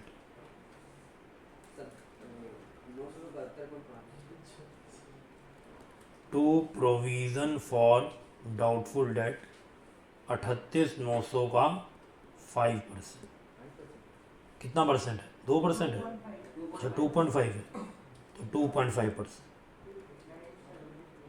972.5. तो 972 ही लिख लो, ठीक है जी। ऑल राइट, और देखो और क्या है इनडायरेक्ट एक्सपेंस। एक बार ये फर्नीचर वाली चीज को देख लेते हैं, क्या इससे कोई डेप्रिसिएशन तो नहीं निकल रहा। ऑल्दो बेटा जब हमारे पास ओपनिंग क्लोजिंग बैलेंसेस होते हैं तो फर्नीचर का जो हमारे पास यहाँ क्लोजिंग बैलेंस है इसको हमको शक की नज़र से नहीं देखना, ये एज इट इज़ या ऑलरेडी एडजस्टेड है, इसलिए मैंने वहाँ 12,700 लिखा था। जो आप पूछ रहे थे कि इसमें कुछ चेंज तो नहीं करना, लेकिन क्या कोई डेप्रिसिएशन इसमें बन सकता है कि नहीं, वो हम अब इधर देखेंगे। तो शुरू में 12,000 का था और कितने की आपने पेमेंट करी। अगर हम इसको, क्योंकि हमें कोई एक एजम्पशन तो लेनी है, आइदर वी विल ट्रेड की ये पुरानी लाइबिलिटी है तो क्रेडिटर मान सकते हैं, और अगर पुरानी लाइबिलिटी नहीं मानते तो मानेंगे करंट ईयर में परचेज हुई थी। तो अगर करंट ईयर में परचेज मान ले तो ये टोटल कितना हो गया, और 14,000 की चीज क्वेश्चन कह रहा है, क्वेश्चन पे शक नहीं किया जा सकता कि 12,700 पे क्लोजिंग है। तो अगेन दो चीजें, क्या मानोगे कि 1300 की बिक गई या 1300 का डेप्रिसिएशन। क्योंकि अगर हम ये मानते ना बिक गई तो ये उन्होंने हमको रिसीट एंड पेमेंट साइड दी है, तो रिसीट एंड पेमेंट में जब बिकेगी तो रिसीट भी तो होगी, तो उनको लिखना चाहिए था कि सेल ऑफ फर्नीचर, पर उन्होंने नहीं लिखा। इसका मतलब बिका नहीं है, या आपके पास पड़ा हुआ है लेकिन उसकी वैल्यू कम हो गई, कितनी, तो यहाँ पर लिखो टू डेप्रिसिएशन ऑन फर्नीचर 1300। लेकिन ध्यान रखना क्लोजिंग बैलेंस 12,700 ही रहेगा, इसको चेंज नहीं कर सकते, ठीक है जी। समझ में आई बात, यस और नो। अब हमको क्या लेना है, कोई और एक्सपेंस भी हो, यस अभी एक एक्सपेंस और भी है। और कौन सा एक्सपेंस है, क्वेश्चन ने हमें बताया, क्या बताया कि कोई सैलरी वगैरह का कोई एक्सपेंस था। ये देखो यहाँ लिखा है एक्सपेंस में इंक्लूड है सैलरी पेड 29,000। पर क्या हम ट्रेडिंग P&L में एक्सपेंस पेड लेते हैं या एक्सपेंस अकर्ड लेते हैं, तो पेड हुआ 29,000 और साथ में हमारे पास अनपेड भी हैं, ओपनिंग क्लोजिंग और प्रीपेड भी हैं। तो प्रीपेड को यूज करके, अनपेड को यूज करके और पेड को यूज करके मुझे बताओ आपके करंट ईयर का खर्चा बनता कितना था, हम तो वही लेंगे ना। तो आपका यहां एक्सपेंस बनता कितना है ये आपको यहां कैलकुलेट करना। Calculation of expense due for the current year, आपके करंट ईयर का ड्यू कितना है। तो एक्सपेंस पेड तो आपने करा है 29,000, इसमें मुझे बताओ जो प्रीपे आपने करा 1200 का साल के शुरू में, ये करंट ईयर को रिलेट करता है कि पिछले ईयर को। नालायक हो गए वो सारे, एनपीओ पूरा पढ़ लिया बेटा, पिछले बार प्रीपे है तो इस बार को रिलेट करता है ना। ये 1400 वाला नेक्स्ट ईयर को करता है, तो 1200 को क्या करेंगे, ऐड प्रीपेड ओपनिंग कितना 1200 और माइनस करेंगे प्रीपेड क्लोजिंग कितना 1400, ये अगले ही ईयर का है। अच्छा यही जो करंट ईयर का जो आउटस्टैंडिंग है, जो अनपेड है, ये ओपनिंग वाला अनपेड, इसका क्या करेंगे, तो इसको क्या कर देंगे, प्लस के माइनस, माइनस आउटस्टैंडिंग ओपनिंग। यही तो एनपीओ में पढ़ रहे थे हम लोग, 4,000, और ये जो करंट ईयर का अभी तक आउटस्टैंडिंग है इसको हम ऐड कर देंगे, कितना 3600। ये सब करने के बाद जो आया वही मेरा एक्सपेंस 28,400, और इस 28,400 को उठा के लिख दो कहाँ पर है, ठीक है जी। टोटल लगाओ फटाफट से और बताओ एनपी कितना आ गया, नेट प्रॉफिट बताओ जी।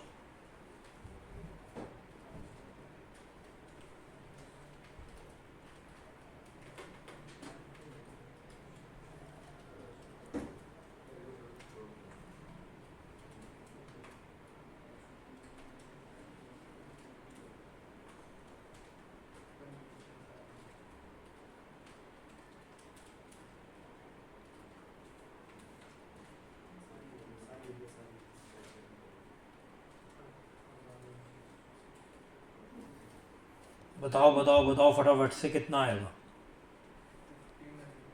15,580 ये आ गया हमारा नेट प्रॉफिट।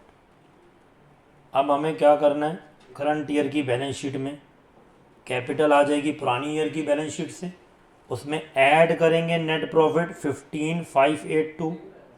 क्या हमारे पास क्वेश्चन में बेटा ड्राइंग्स है, ये लिखा है amount withdrawn for personal use कितना, 14,000 रुपये। एक तो ये ड्राइंग्स है, माइनस कर देंगे। एडिशनल कैपिटल तो नहीं है, वो क्वेश्चन में बोला हुआ है कोई भी डिफरेंस होगा या तो ड्राइंग मानना है या एडिशनल कैपिटल मानना है, जो भी कैश बैंक में डिफरेंस रहेगा। तो इसलिए अभी मैंने इसको टेम्पररी यहाँ पर लिख के छोड़ दिया। बाकी काम हम लोग करते हैं, डेटर में से प्रोविजन माइनस करना है। तो डेटर्स ओपनिंग बैलेंस शीट में मतलब क्लोजिंग कितने आए थे, हम क्लोजिंग बैलेंस शीट बना चुके हैं ना, डेटर्स का अमाउंट 38,900 आए थे, और इस पर प्रोविजन था 2.5% का 972 था। तो लिखो जी 38,900 लेस प्रोविजन 972, तो कितना आ गया 37,928। पहले ऐसा करते हैं हम लोग, ओपनिंग बैलेंस शीट को क्लोज करते हैं, उसकी बैलेंसिंग फिगर कैपिटल की फॉर्म में निकालते हैं, उसमें ज़्यादा कुछ अब बचा नहीं। ठीक है जी, फर्नीचर हमने लिख दिया, यह स्टॉक, डेटर्स, प्रीपेड एक्सपेंस भी लिख दिया, कैश, ये सब कुछ हो चुका है। इसका टोटल लगाओ, बताओ कितनी बैलेंसिंग फिगर आ गई,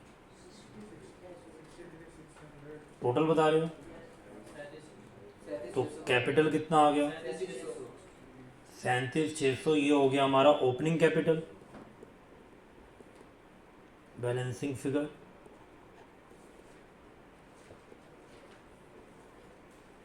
37,600, यही ओपनिंग कैपिटल यहाँ आ जाएगी 37,600। ओके, फर्नीचर, स्टॉक, डेटर्स, ये सब हम लोगों ने कर लिए।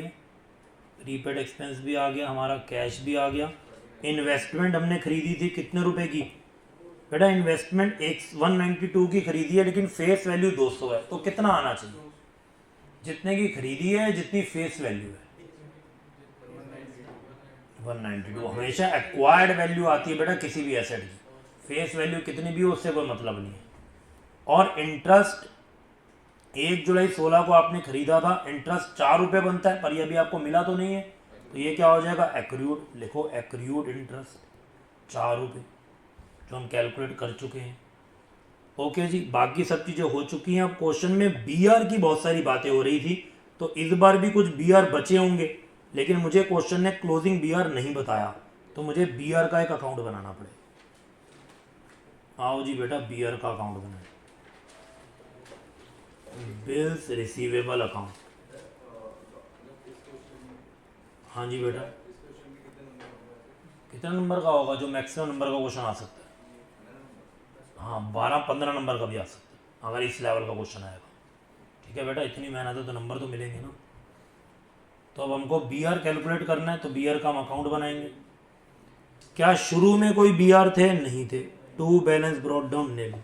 ड्यूरिंग द ईयर हमने बिल कितने के ड्रॉ करे, देखो ड्रॉन लिखा हुआ ना 20,000 के, तो लिखो जी टू डेटर्स 20,000 के बिल हमने और ड्रॉ करे। अब इस 20,000 से हमने क्या कर दिए, हाँ जी 4,000 के हमने एंडोर्स कर दिए, तो लिखो बाय क्रेडिटर्स हमने एंडोर्स कर दिए 4,000 के। वो 800 का एंडोर्स वाला डिसऑनर हो गया, उसका हमारा बीआर से कोई मतलब नहीं है, एंड डिसऑनर से हमारी वापस से वो डेटर बन गया था, वो एक अलग बात है। ठीक है, इसका बीआर से कोई लिंक नहीं है। और क्या हमें कोई बीआर से पैसे वैसे मिले, ये देखो जी, collection on discounting of BR after deduction of discount 250 रुपये, आपको 12,250 मिल गए, तो by cash 12,250 and by discounting charges कितना 250 रुपये, डिस्काउंटिंग चार्जेस 250। तो बस दैट्स इट। फटाफट से बताओ कितने के बीआर अभी भी आपके पास बचे होंगे। तो सिंपल सी बात है, 20,000 के बीआर थे, 4,000 के एंडोर्स हो गए, बचे 16 के, और 12,500 का आपके पास बीआर का पैसा आ गया, तो नेट में कितने के बचे। सो बाय बैलेंस कैरिड डाउन कितना 35, ये 35 तो हमारी बैलेंस शीट में आ जाएगा। लिखो जी बैलेंस शीट में BR की जगह लिख दिया 35। अब बस हमारा लास्ट स्टेप बचा जो क्वेश्चन ने हमें बोला था कि जो भी कैश बैंक का डिफरेंस है या तो उसको ड्राइंग मानो या एडिशनल कैपिटल। पढ़ो बेटा एफ पॉइंट क्या कह रहा है। Difference in cash book if any is to be treated as further drawing और इंट्रोडक्शन ऑफ कैपिटल। तो आपको अपना कैश बैंक का बैलेंस टैली करना है कि वो हो रहा है या उसमें कुछ डिफरेंस आ रहा है। क्या आपके पास कैश बैंक का ओपनिंग क्लोजिंग बैलेंस है बेटा क्वेश्चन में? तो आपको टैली करना है। शुरू में आपके पास कैश था 2400, एंड में बचा 1250 और बीच में बड़ी सारी घटनाएं हुई। आपको देखना है उसके बाद क्या आपका 1250 वैसे ही आ रहा है बैलेंस, और अगर नहीं आ रहा कुछ ऊंच नीच है तो क्या मानना है, या तो ड्राइंग्स हुई या फिर और कैपिटल इंट्रोड्यूस करें। तो इसके लिए क्या करना पड़ेगा, आपको अकाउंट बनाना पड़ेगा कैश एंड बैंक।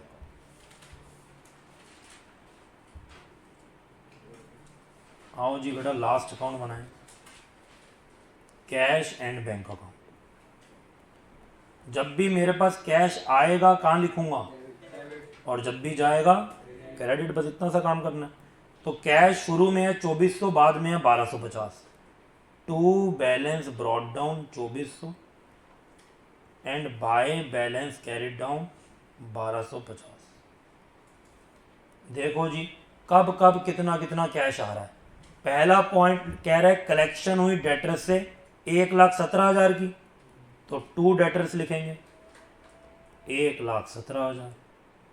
और हाँ जी, कलेक्शन हुई बिल ऑफ एक्सचेंज से 12,250 की, तो टू BR 12,250।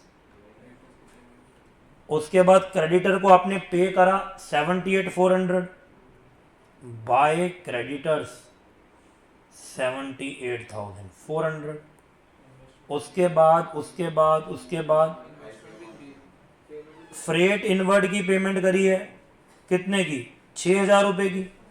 बेटा लाइन से चलेंगे ना, इन्वेस्टमेंट अभी बाद में आएगी। बाय फ्रेट इनवर्ड 6,000, नहीं तो कुछ मिस कर जाएंगे। उसके बाद अमाउंट विड्रॉ करा पर्सनल यूज के लिए, ड्राइंग हो गई, बाय ड्राइंग्स कितनी, 14,000 की। फर्नीचर की पेमेंट करी 2,000 की, बाय फर्नीचर। देखो कितना सिंपल अकाउंट है, पैसे आएंगे तो डेबिट में, जाएंगे तो क्रेडिट में। इन्वेस्टमेंट खरीदी 192 की, बाय इन्वेस्टमेंट 192। सैलरी पे करी 29,000 की, बाय सैलरीज 29,000। मिसलेनियस रिसीट के पैसे मिले 1,000 के, टू मिसलेनियस रिसीट्स 1,000। और बिल ऑफ एक्सचेंज ड्रॉ करा, एक्सेप्ट किया, इससे पैसे का कोई लेना देना नहीं है। गुड्स यूज कर ली, एडवर्टीजमेंट में पैसे का कोई लेना देना नहीं है। बाकी किसी पॉइंट में कैश बैंक का कोई लेना देना नहीं है। फटाफट से बेटा बैलेंस करो, बताओ कहाँ पैसा बच रहा है। बस इतना सा आपको अकाउंट बनाना था। डेबिट में 4 फिगर हैं, टोटल लगाओ। हाँ जी 808 आ रहा है बेटा, किस तरफ आ रहा है, क्रेडिट साइड में 808 रुपये मैंने यहाँ पर लिख दिए। तो यहाँ पर अगर पैसे बच रहे हैं तो क्या माने, एडिशनल कैपिटल हुई कि ड्राइंग हुई? ड्राइंग हुई बेटा, एडिशनल कैपिटल तो डेबिट में होता। तो यही तो वो कह रहे थे कि या तो आप ड्राइंग मानना या एडिशनल कैपिटल। तो ये कितनी हो गई, बाय ड्राइंग्स हो गई।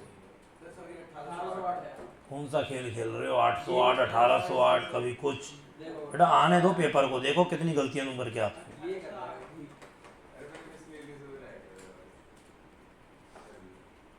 तो 1808 ड्राइंग ये, और एक ड्राइंग 14,000 की भी थी, तो देखा जाए तो 15,808 हो गई। ओके जी, और हमने 14,000 तो वैसे भी लिखी हुई थी, दिखाऊं तुम्हें, ये देखो जी, ये लिखी हुई है 14,000, तो इसी के साथ प्लस कर दिया 1808, तो ये हो गई 15,808। डन। अब बेटा अब बैलेंस शीट को टैली करो, देखो वो टैली हो पा रही है कि नहीं। अब हमने यहाँ सब कुछ लिख दिया। देखो जी लाइबिलिटीज का टोटल लगाओ, पहले इसकी नेट क्लोजिंग कैपिटल बताओ। 37,600 प्लस 15,582 माइनस 15,808। फटाफट कैलकुलेट करो बेटा। 37,374 हाँ जी, 37,370 टोटल लगाओ।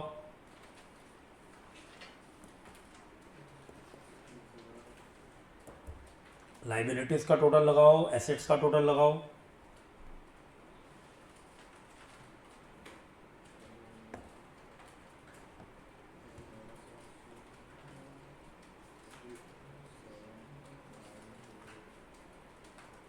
वो कैसे टैली?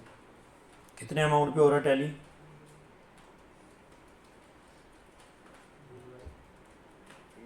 टैली हो गया, अमाउंट नहीं बता। सर 70,970 सही है। हाँ 70,970 पर बेटा चेक कर लेना। तो टैली तभी होगा जब हमने सब कुछ ठीक किया, नहीं तो डिफरेंस आएगा ही आएगा। ठीक है जी, तो बेटा this was one of the lengthiest question, इतने लेवल का भी नहीं आएगा। Sir if in question closing debtor is given, तो हमें provision for doubtful date less करना होगा डेटर में से, देन नेट डेटर शो करना है क्लोजिंग बैलेंस शीट में। यस बेटा, हमेशा आपको डेटर का बैलेंस प्रोविजन से माइनस करके ही बैलेंस शीट में दिखाना है, जबकि डेटर के अकाउंट में प्रोविजन कभी भी नहीं आएगा। ओके जी, बात हुई क्लियर बेटा? तो ये सबसे लेंथी था, ये अब हमारा हो गया। तो अब कोई भी क्वेश्चन प्रैक्टिस कर सकते हैं, सारे question with in that question है, इससे छोटे ही हैं। ठीक है, ऐसे ही करना है, क्वेश्चन करो। जनरली उसमें परचेज और सेल नहीं होती, परचेज और सेल नहीं होगी तो दिमाग लगाओ। परचेज के लिए क्या बनाना पड़ेगा? क्रेडिटर का अकाउंट, और सेल मिसिंग है तो सेल के लिए क्या ओपन करना पड़ेगा? डेटर का अकाउंट। ये बात तो क्लियर हो गई। इसके अलावा अगर कोई ड्राइंग या एडिशनल कैपिटल चाहिए तो उसके लिए cash and bank account open होगा। धीरे धीरे प्रैक्टिस करोगे, आपको पता चल जाएगा कि कहाँ आप गड़बड़ कर रहे हो, और वो गड़बड़ दोबारा से नहीं होगी। ओके, आज आपका कंपनी अकाउंट्स का टेस्ट है, तो बेटा अच्छे से दीजिएगा। बहुत मेहनत की हमने, एक एक क्वेश्चन मैंने आपको क्लास में कराया। लास्ट क्लास तक ही हमारी कंपनी हो चुकी थी कंप्लीट। ऑल राइट, और इसके क्वेश्चन प्रैक्टिस कर लेना। सुन लो अब तुमने क्या करना है, अब इसके क्वेश्चन इजी इजी वाले बचे हैं, वो प्रैक्टिस कर लेना। कोई डाउट हो तो पूछ लेना। एंड सबसे इंपॉर्टेंट बात, अब मैं आपको डेट अभी नहीं पता, एग्जैक्ट बता दूंगा कब होगी वो क्लास। पार्टनरशिप अब हम लोग रिवाइज करेंगे, पार्टनरशिप अकाउंटिंग। तो बेटा पार्टनरशिप ऐसी चीज है जो आप लोग क्लास 12th में भर भर के पढ़ते हैं। आपको कहीं ना कहीं 2 महीने शुरू के पार्टनरशिप ही कराई जाती है, बल्कि शायद उससे भी ज्यादा, जिसमें क्या क्या टॉपिक है? फंडामेंटल्स, उसके बाद एडमिशन, नहीं सीधा एडमिशन कहां से आ गया? Valuation of goodwill, change in PSR, admission of a partner, retirement of a partner, death of a partner, dissolution of a partnership form. ये सारी चीजें बेटा आपने पढ़ी हुई हैं, ये बिल्कुल एज इट इज आपको यहाँ पर भी कोर्स में है। तो इसको अगर मैं प्रॉपर डिटेल में कराने लग गया तो पेपर की डेट आ जाएगी। ठीक है जी, तो ये चीज़ों को आप ये प्रैक्टिस करेंगे, खुद से रिवाइज करके आएंगे। मैं आपको इनका फास्ट ओवरव्यू दूंगा कि क्या चीज़ें थी, कि एक बार आप रिकैपिचुलेट कर लें वापस से। फंडामेंटल के प्रिंसिपल्स क्या होते हैं और गुडविल के मेथड क्या होते हैं, सब आपको वापस से रिवाइज हो जाएगा। ठीक है, लेकिन पहले आपको पढ़ के आना है, तब बात बनेगी। आप ऐसे ही बस ब्लाइंड मत आ जाना कि सर कुछ भी नहीं देखा, बस उठ के आ गए, कुछ समझ में नहीं आएगा। तो पढ़ के आओ, आपने चीज़ें पढ़ी हुई हैं, इसमें कुछ भी अलग नहीं है। और जो पार्ट इसमें अलग है वो मैं थोड़ा सा आपको टाइम लगा के आपको डेप्थ में वो चीज़ समझा दूंगा। बाकी इसका आपको रिवीजन खुद करना है, आपको एक बार इसको पढ़कर आना है, ताकि अगली क्लास में जो हम करें तो आपको समझ में आए, क्योंकि आपने पढ़ा हुआ है। ठीक है जी, पार्टनरशिप बहुत डेप्थ में है, तो इसको हम लोग नहीं कर सकते प्रॉपर एक ही क्वेश्चन। ऑल राइट, और इसके बाद हम लोग अपने बाकी बेसिक टॉपिक्स बीआरएस वगैरह उठाएंगे, जो हमारा रिवीजन का पार्ट होगा। हाँ जी बोलो। वो इसी के साथ है, वो भी मैं करा दूंगा, उसमें कुछ भी नहीं है। एलएलपी नाम का टॉपिक है, खाली थ्योरी की 2 बातें हैं। ठीक है जी, बाकी सब हो गया मेरी तरफ से, अब तुम्हें पढ़ना बेटा। ठीक है, अब तुम कवरेज करो अपनी जो तुम्हारा मिसिंग है, और आज पहले कंपनी अकाउंट्स का टेस्ट अच्छे से दे। टेस्ट के लिए, इतने छोटे से टेस्ट के लिए नहीं। अच्छा, मेरे बोलने से तुम अच्छा करोगे टेस्ट? आपकी बात याद आती है। ऐसा बात तो ठीक है। अच्छा, मैं ऑल द बेस्ट बोलूँगा तो तुम्हारी सारी मेरी बातें तुम्हें याद आएंगी। नहीं आगे मतलब ऐसे भी